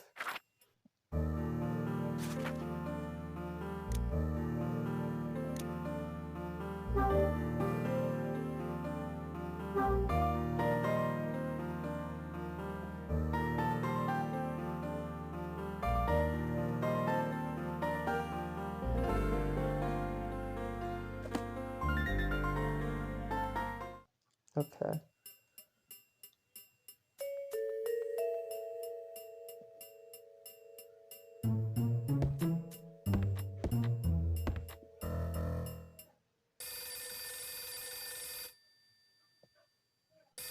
Ah, damn, this is a bad time for the phone to ring.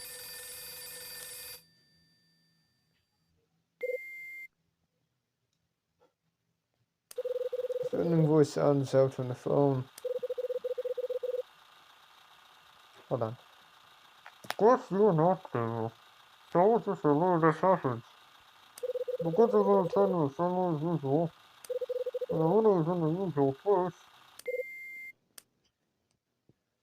What the hell was that about?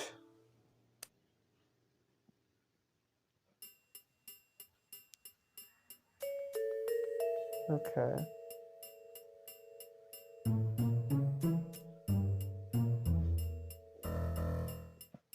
Where do I need to go now?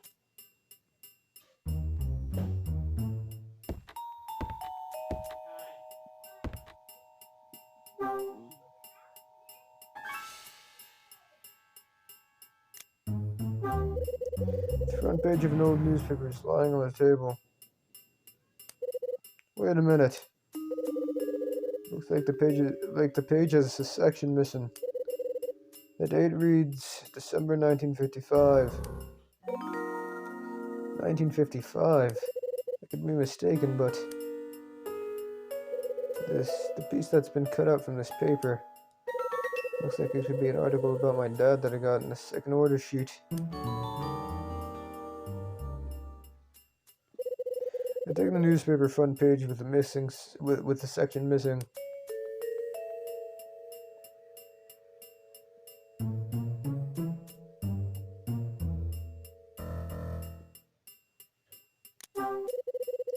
There's a black case on the table.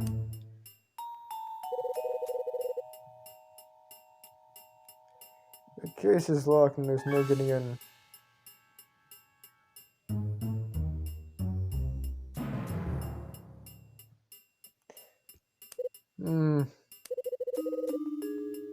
I can't see a keyhole on this thing. Instead, there seems to be a kind of round indentation. How the hell do you get this thing to open? I hear the sound of somebody knocking on the door. It's the signal.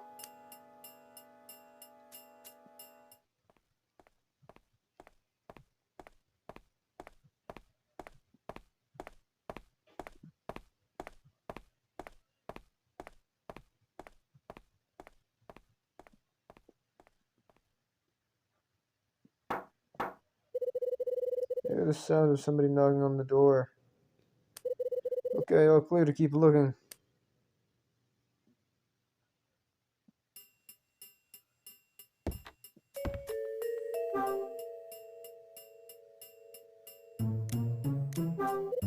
Take a look in the closet. There's a safety deposit box at the bottom of the closet. Now this is quite a find. Wonder what I'm gonna find inside this thing.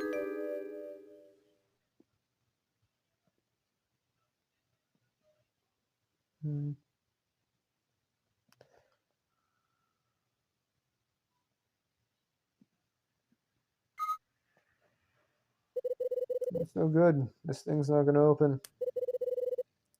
If only I knew the combination for it.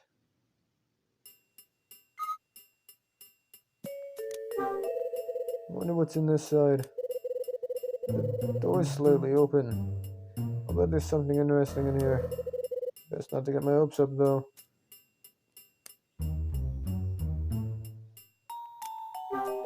Smart gray jacket. Not really my style, but I'll take a look in the pockets anyway. What's this? There's something inside. Looks like some sort of magnetic key.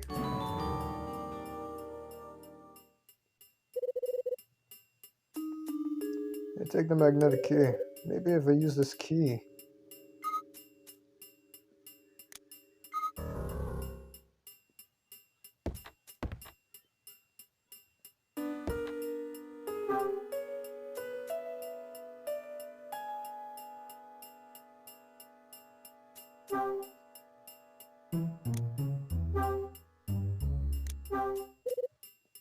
Okay, here goes.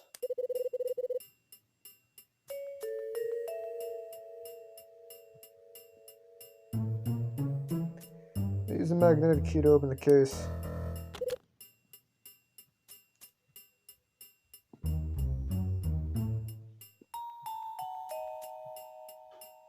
Bingo! There's a notebook inside the case. It has a black leather cover that's old and worn. Something written in it. You'll find information on the item on the right of the third floor display case. The guards change at 10 p.m. and the alarm bell on the door is an old type. What the hell is this about? We'll communicate using the usual means. Check the mirror. Check the mirror. What's he gonna see there? His reflection. There's a letter set inside the case. This isn't the first time I've seen this.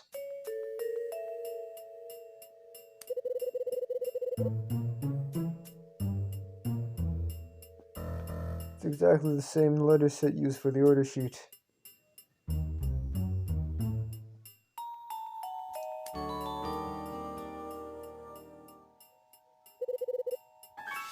I take the letter set. Does this mean he's the sender, though? Inside the case is a single-lens reflex camera. It's a camera. Strange, it's much lighter than I thought it would be. Ah, now I see. This thing's just a toy. When I shake it, I can hear something rattle around inside.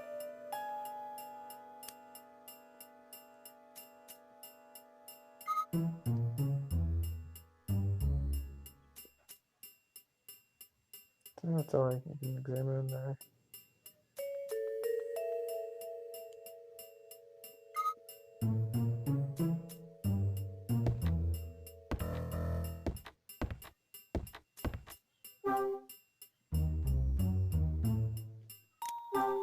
There's a mirror hanging above the wash basin. There's a few dirty marks on it that look like fingerprints. Oh. Why are the sink and its surroundings so clean? The surface of the mirror is dirty. Time for me to give that mirror a closer look. I don't know. What the? Oh, 56. I guess there's only so much I can do by breathing on it.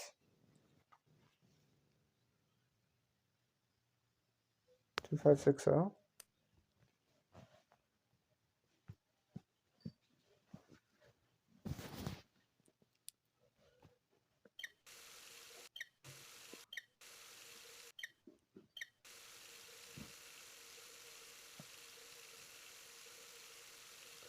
Oh, 525609. There.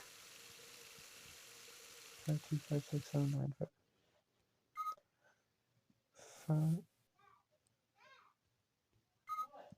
525609.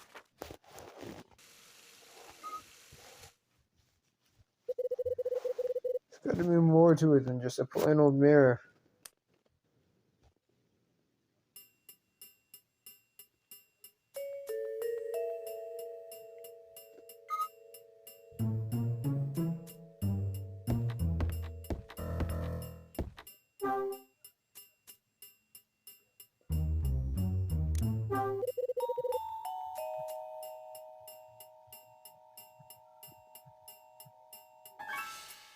Let's take a look in the closet.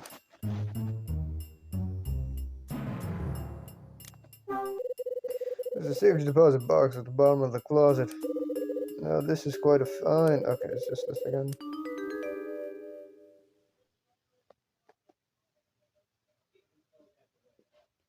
Where is it? 525609.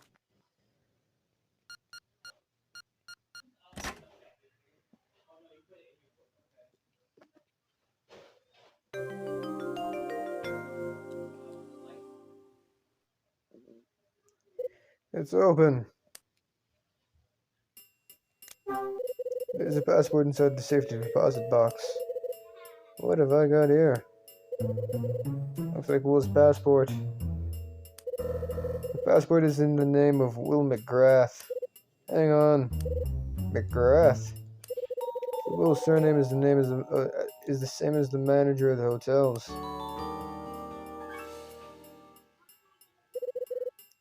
I take Will's passport. Hear the sound of somebody knocking on the door. Not again.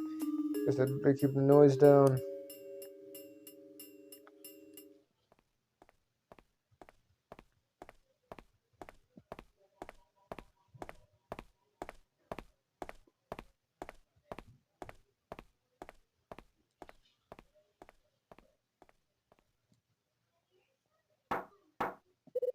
Hear the sound of somebody knocking on the door. Okay, I'll go to keep looking.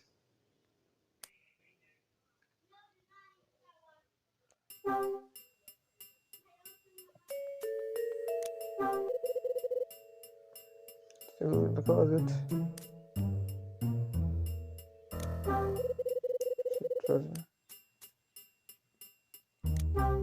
There are banknotes inside the safety deposit box. Stack of banknotes. Where did he get so much cash?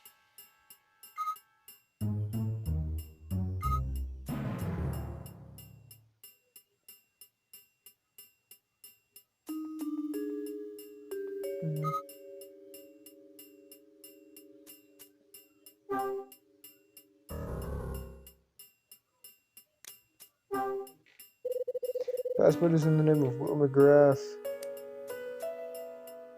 What am I supposed to do? Oh.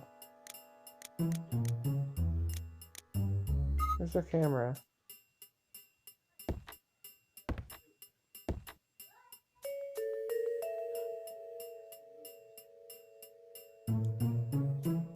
Here?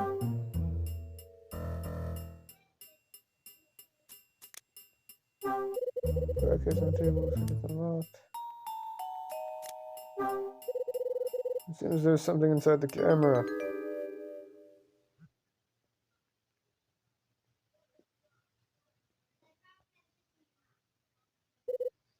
What the? Am I supposed to put in a date here?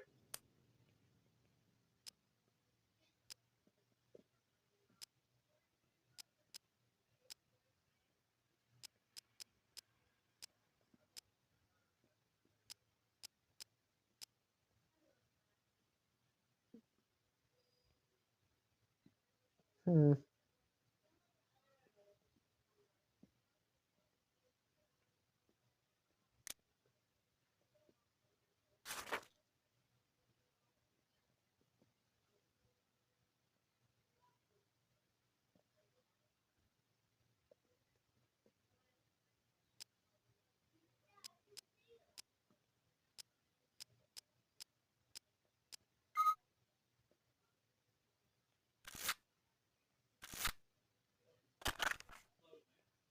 Oh.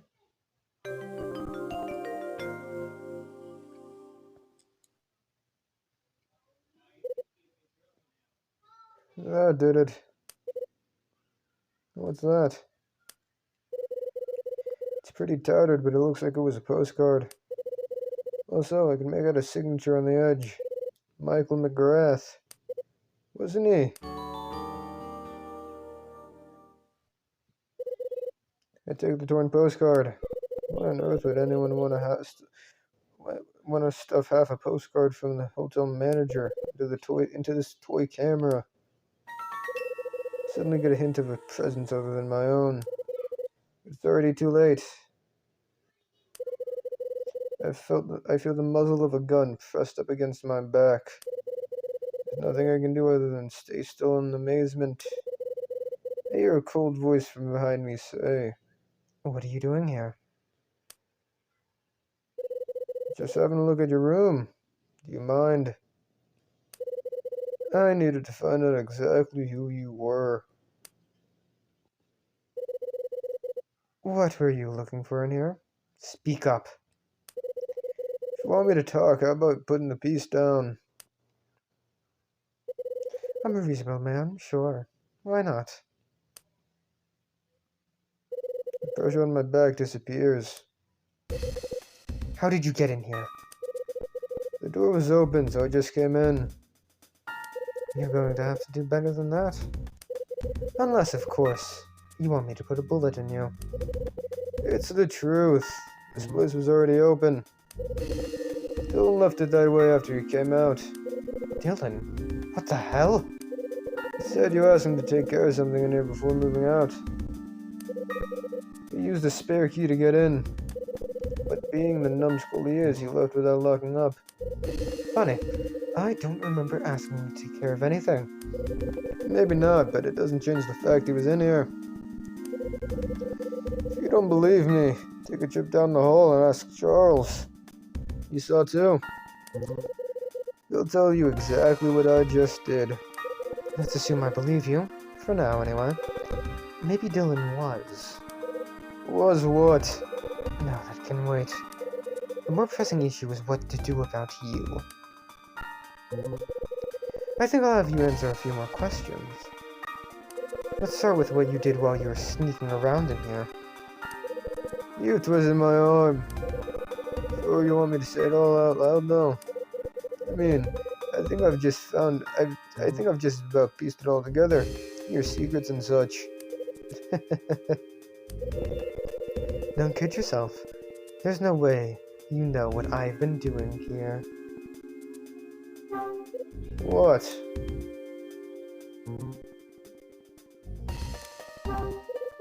Nice try. I'm on to you. Oh, are you? Oh, you are you? Well then, let's see just how much you think you know, shall we? For starters, I know what your real job is. You've been earning a pretty penny too, by all accounts. And what is it that you think I've been doing to earn all this money? I know plenty more than that. I know all about the lies and deceit too. Oh? And just what do you think I've been lying about? Simple. You faked your identity. What? I've got your number. You've got nothing, that's what. You don't have the first clue who I am.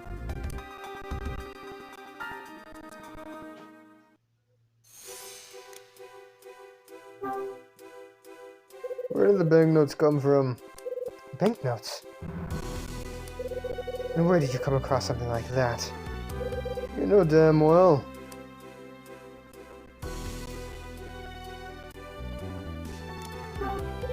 Yeah, I looked in the safety deposit box. You did what? You opened the safety deposit box in my closet? Yeah, what's the matter? Surprised I got into it. There's no way you could have got that thing open. The only person who could possibly open it is me or the intended recipient. And I shot it. Your real name is... Will McGrath. Ridiculous. You already know my name. Come on, do you take me for an idiot?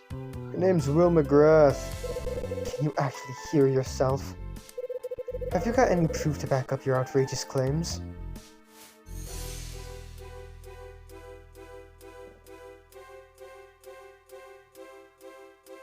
It's the passport. Right? Right?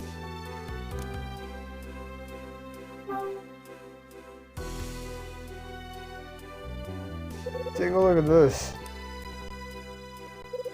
That's my... Right, it's your passport.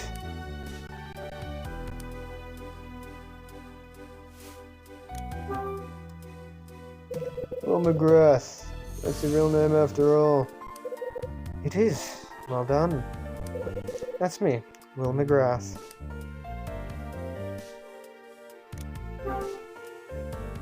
What are you trying to trade?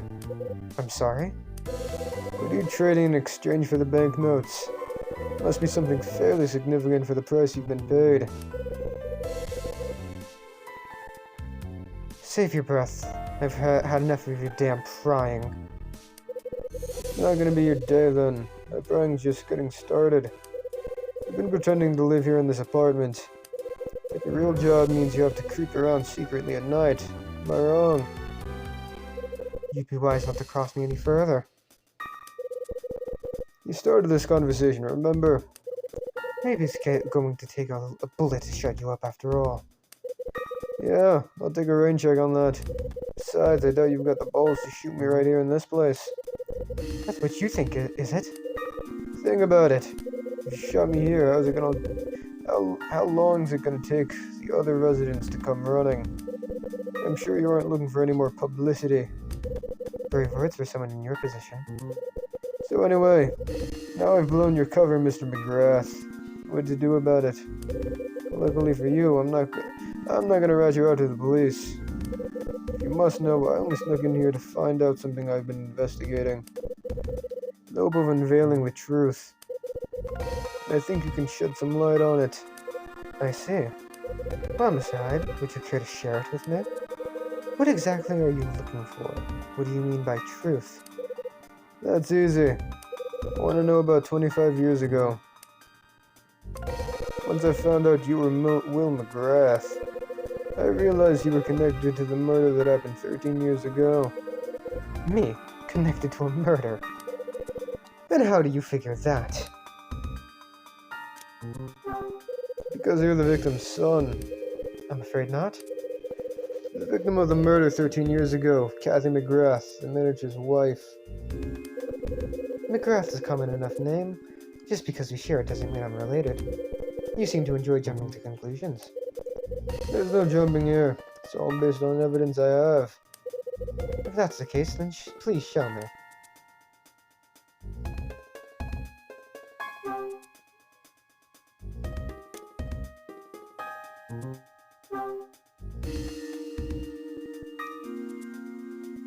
Take a look at this. It's... I opened up the toy camera inside your case. The postcard I found inside bore the name Michael McGrath. Same name as the husband of the victim Kathy 13 years ago. He was the manager of the hotel at the time. Why have you been hiding it? Now that you've shown me this, I suppose there's no sense in denying it. You're right, Mr. Hyde. I'm your son. Catherine McGrath, the victim of the murder 13 years ago, was my mother. It all makes sense now. Damn, I'd never have guessed you were related to the victim. No use in keeping quiet now. You may as well talk. What do you want me to say? Tell me everything. I want to hear exactly what you hope to gain from all this. I have absolutely no idea what you're saying. I live here under a false name, I'll grant you that. I'm a guy who does a job I'd rather the other tenants didn't know about. Same guy whose mother was murdered in the past. How's that for the truth? So, now you know everything. What do you have to say? No, wow, that was almost half convincing. You think I was born yesterday? There's no way now you've told me everything. Oh. Last chance. Spill it. What have you been doing in this building? What were you trying to gain by using me? Time for you to cut the bull and tell me the truth. Why are you living here in this building? What are you up to? Nothing. I'm just a tenant. I'm living here just like you are. You're expecting me to believe that? For the culprit.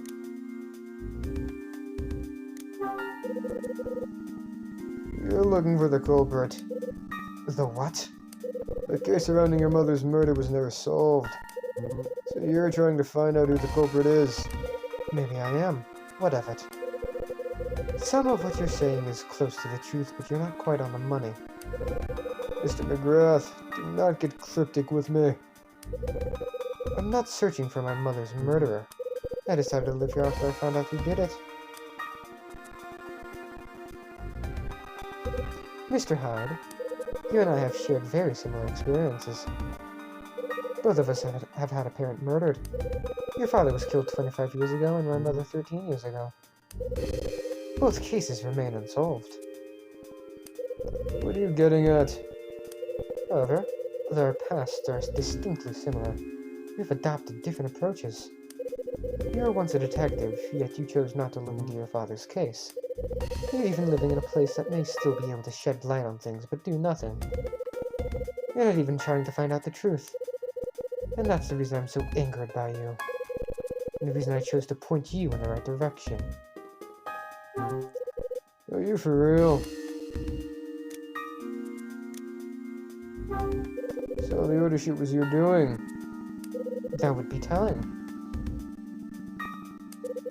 Come on, you told me this much. No sense in stopping here. What direction were you trying to point me in?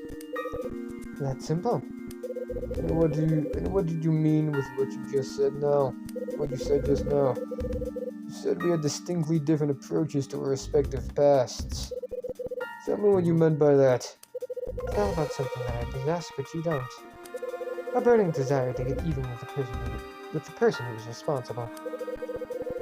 I'll not rest until the person responsible for my mother's death has been made to pay. And since the justice system has failed in its attempt, I must get revenge. So, who killed Kathy? The main person responsible is already dead, but their accomplice is still around. Their accomplice? Who are you referring to?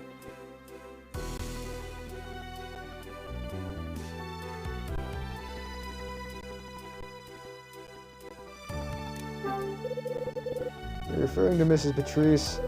Right, first name. I moved in here in order to be in a position to take my revenge on her. I originally intended to crush her throat with my bare hands. But then something appeared and got in the way of my plan.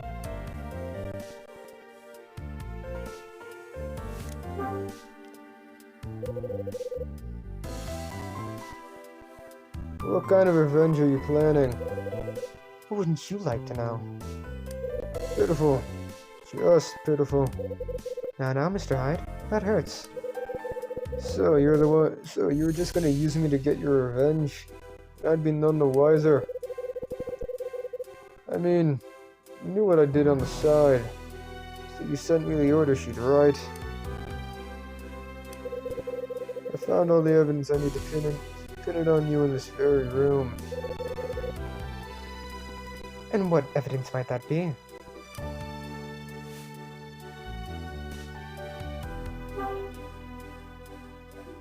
Wait.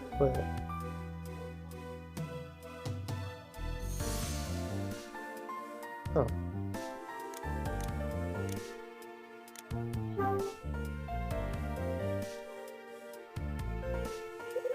Here's your evidence.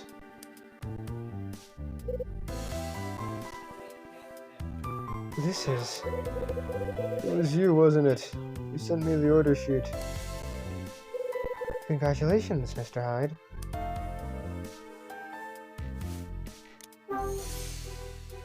What kind of revenge are you planning? I want her to own up to her crimes and show me how repentant she is. Then do it yourself. Don't involve me in your dirty work. You still don't get it, do you?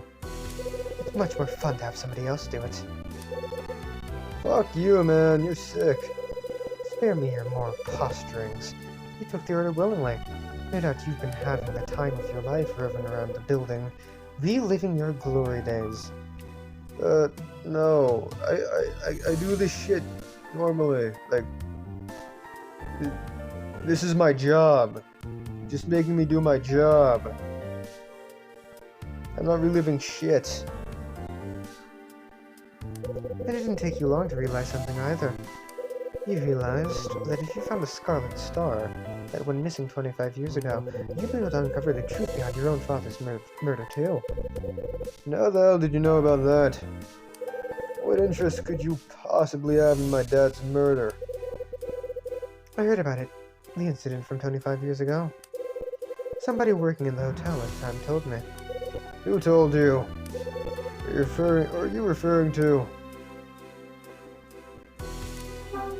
Michael McGrath, your father? He told you, didn't he? Yes, that's right. My father told me the truth before he passed away 3 years ago. He helped me understand exactly what happened on that day 25 years ago.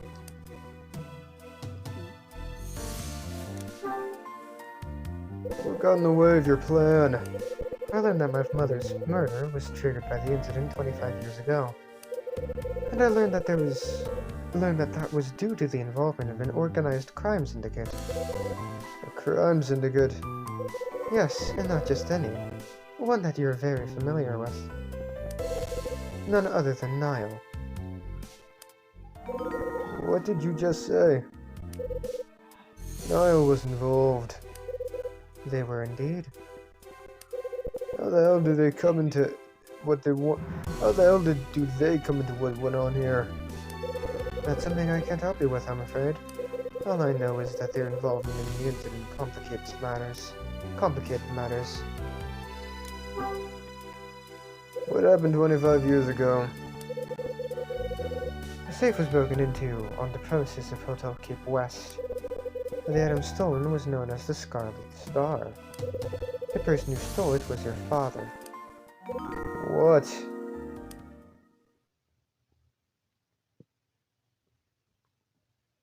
It's true.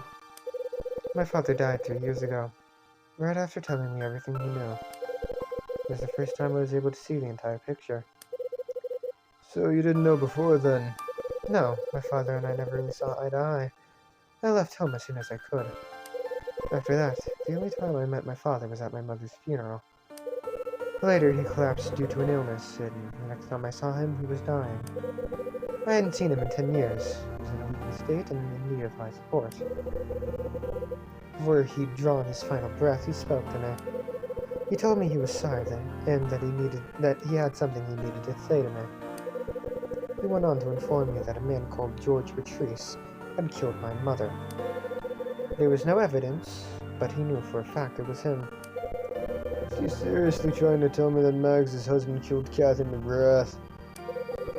He then thrust that torn old postcard into my hands and told me something else.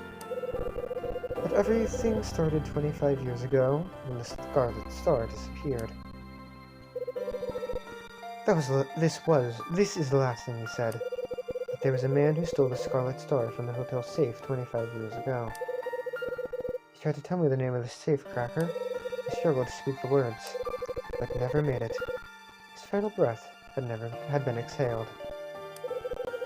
He died a wretched and lonely old man.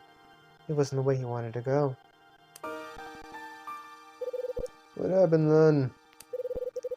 After spending the time to look after my dying father, I had a sudden change of heart.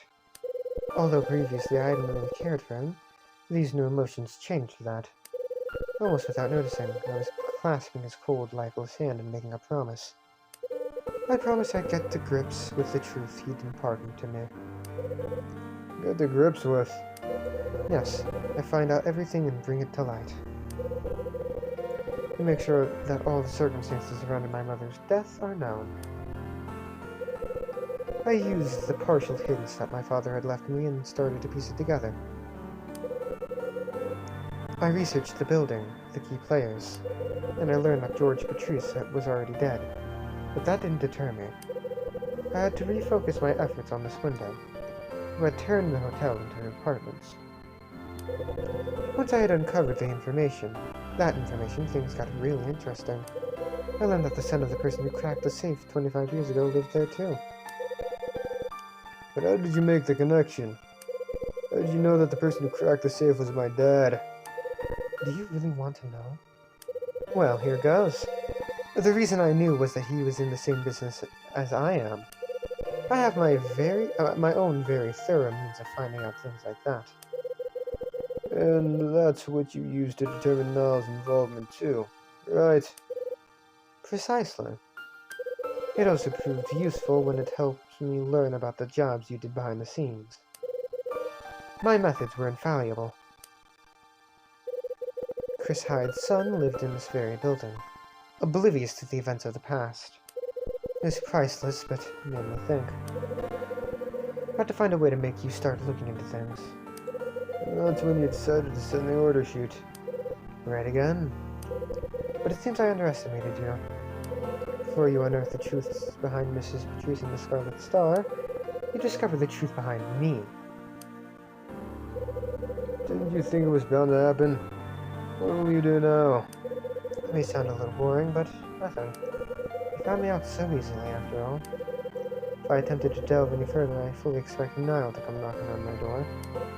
Niall? Yes, they've clearly left their mark on this building. If I even so much as try to uncover the facts behind their operation, I'm a dead man. Please don't misunderstand, Mr. Hyde. I'd like nothing more than to make them pay. But I realize the consequences, and I think it's time for me to release my grip. And you can live with that, can you? Certainly. As long as I'm alive, there's always a chance I can know the truth someday. That's a promise I made to my father. But for the time being, I value my life above all else. I see. The real question is, what are you going to do now? So long as that order remains valid, I'll do what I always do and track the item down. An answer that does you credit. It's my job, after all. And the reward that waits for me at the end is more than enough to keep me going. As it should be. In any case, take this. Strange time to be giving gifts, wouldn't you say? I take the torn postcard. One more thing I forgot to mention. When my father thrust this into my hands, he told me that this was a vital clue to discovering the Scarlet Star. And that, Mr. Hyde, is all I can tell you. Will leaves the room. Nope, I guess I gotta leave too now.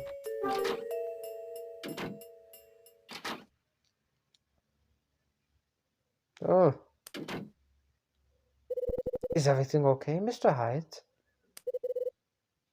Yeah, just patchy. It's just peachy. I was worried for a moment. You took the words right out of my mouth, kid. Did you manage to get away okay? Yes, just about. He came back while I was keeping watch. I didn't want him to see me, so I quickly made my way back to my room. Sorry. Don't worry. It was quick thinking. Besides, it's not like I could have hidden in his room. I guess you're right. Found out some useful information, though. You know the murder victim from 13 years ago? Turns out Will's her son. He is. He's not planning on coming back here anytime soon either. It's probably best if you just forget all about him. He's not the kind of guy you should be associating with in any case. I see. Thanks for the advice. I'll still well clear of him. Charles moves away. So I finally discovered who sent me that order sheet. It was Will White. I'd never have guessed it would have been. I never would have guessed he would have been behind it. All I can think about is finding the truth behind what happened 25 years ago. I think I know what I need to do. This time I gathered my thoughts about all that's happened.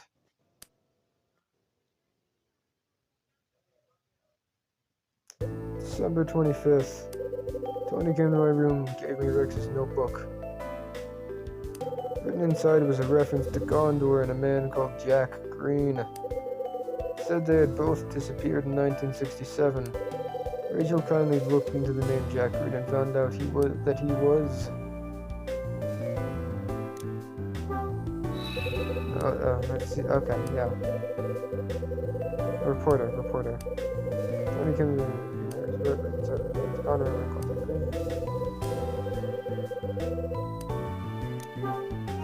Right. Jack Green worked as a reporter for a publication called Los Angeles Beat. Rachel discovered that he had unearthed certain truths about Gondor. He had been murdered before he could unveil it all publicly. After returning Sydney's record to him, we had a chat. This led me to want to talk to Mags regarding her late husband. Her husband, who was killed 13 years ago, went by the name of...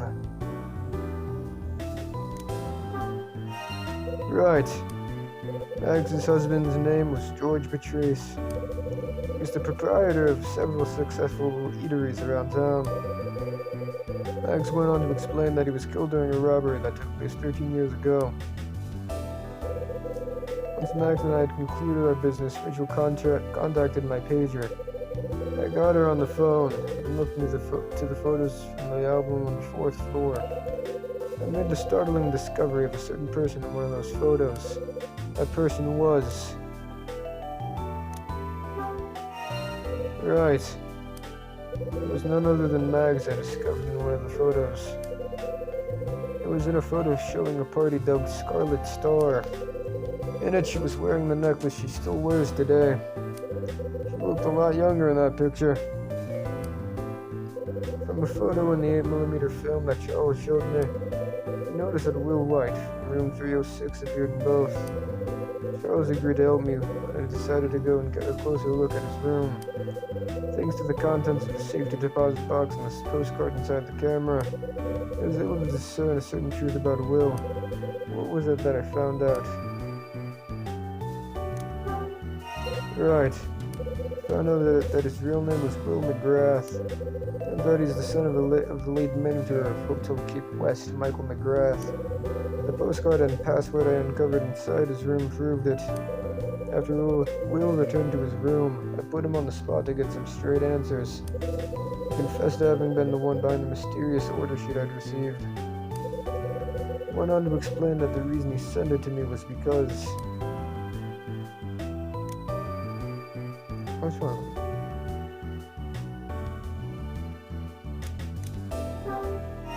Right. The reason he sent me the order sheet was because he didn't want his mother's murder to remain unpunished. He also shared a new startling revelation with me about 25 years ago. The person who snuck into Hotel Cape West with the intention of cracking the safe and stealing the Scarlet Star was my dad. I could only stare dumbly at Will when he told me. The truth that Will shared with me didn't reveal everything, but at least another of this building's mysteries has come to light. Why am I so keen on uncovering the truth behind what took place here 25 years ago? Thanks to him, I have an outline that puts things into better perspective. Now I know for certain. If I search for the Scarlet Star, I will also find out the truth behind my dad's murder. In addition to those, I've also begun to consider something. But there's even more to this whole mystery than meets the eye. I have to uncover it all.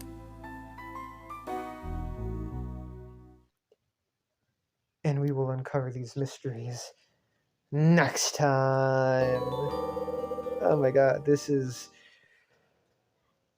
very close to being the longest video on the channel. Excluding streams. Excluding the Danganronpa streams. But, yeah. Apollo Justice barely beats it out with the Mason System investigation. Anyways, I will see you all next time when we do some more investigating. We'll hopefully figure out more mysteries. Bye-bye!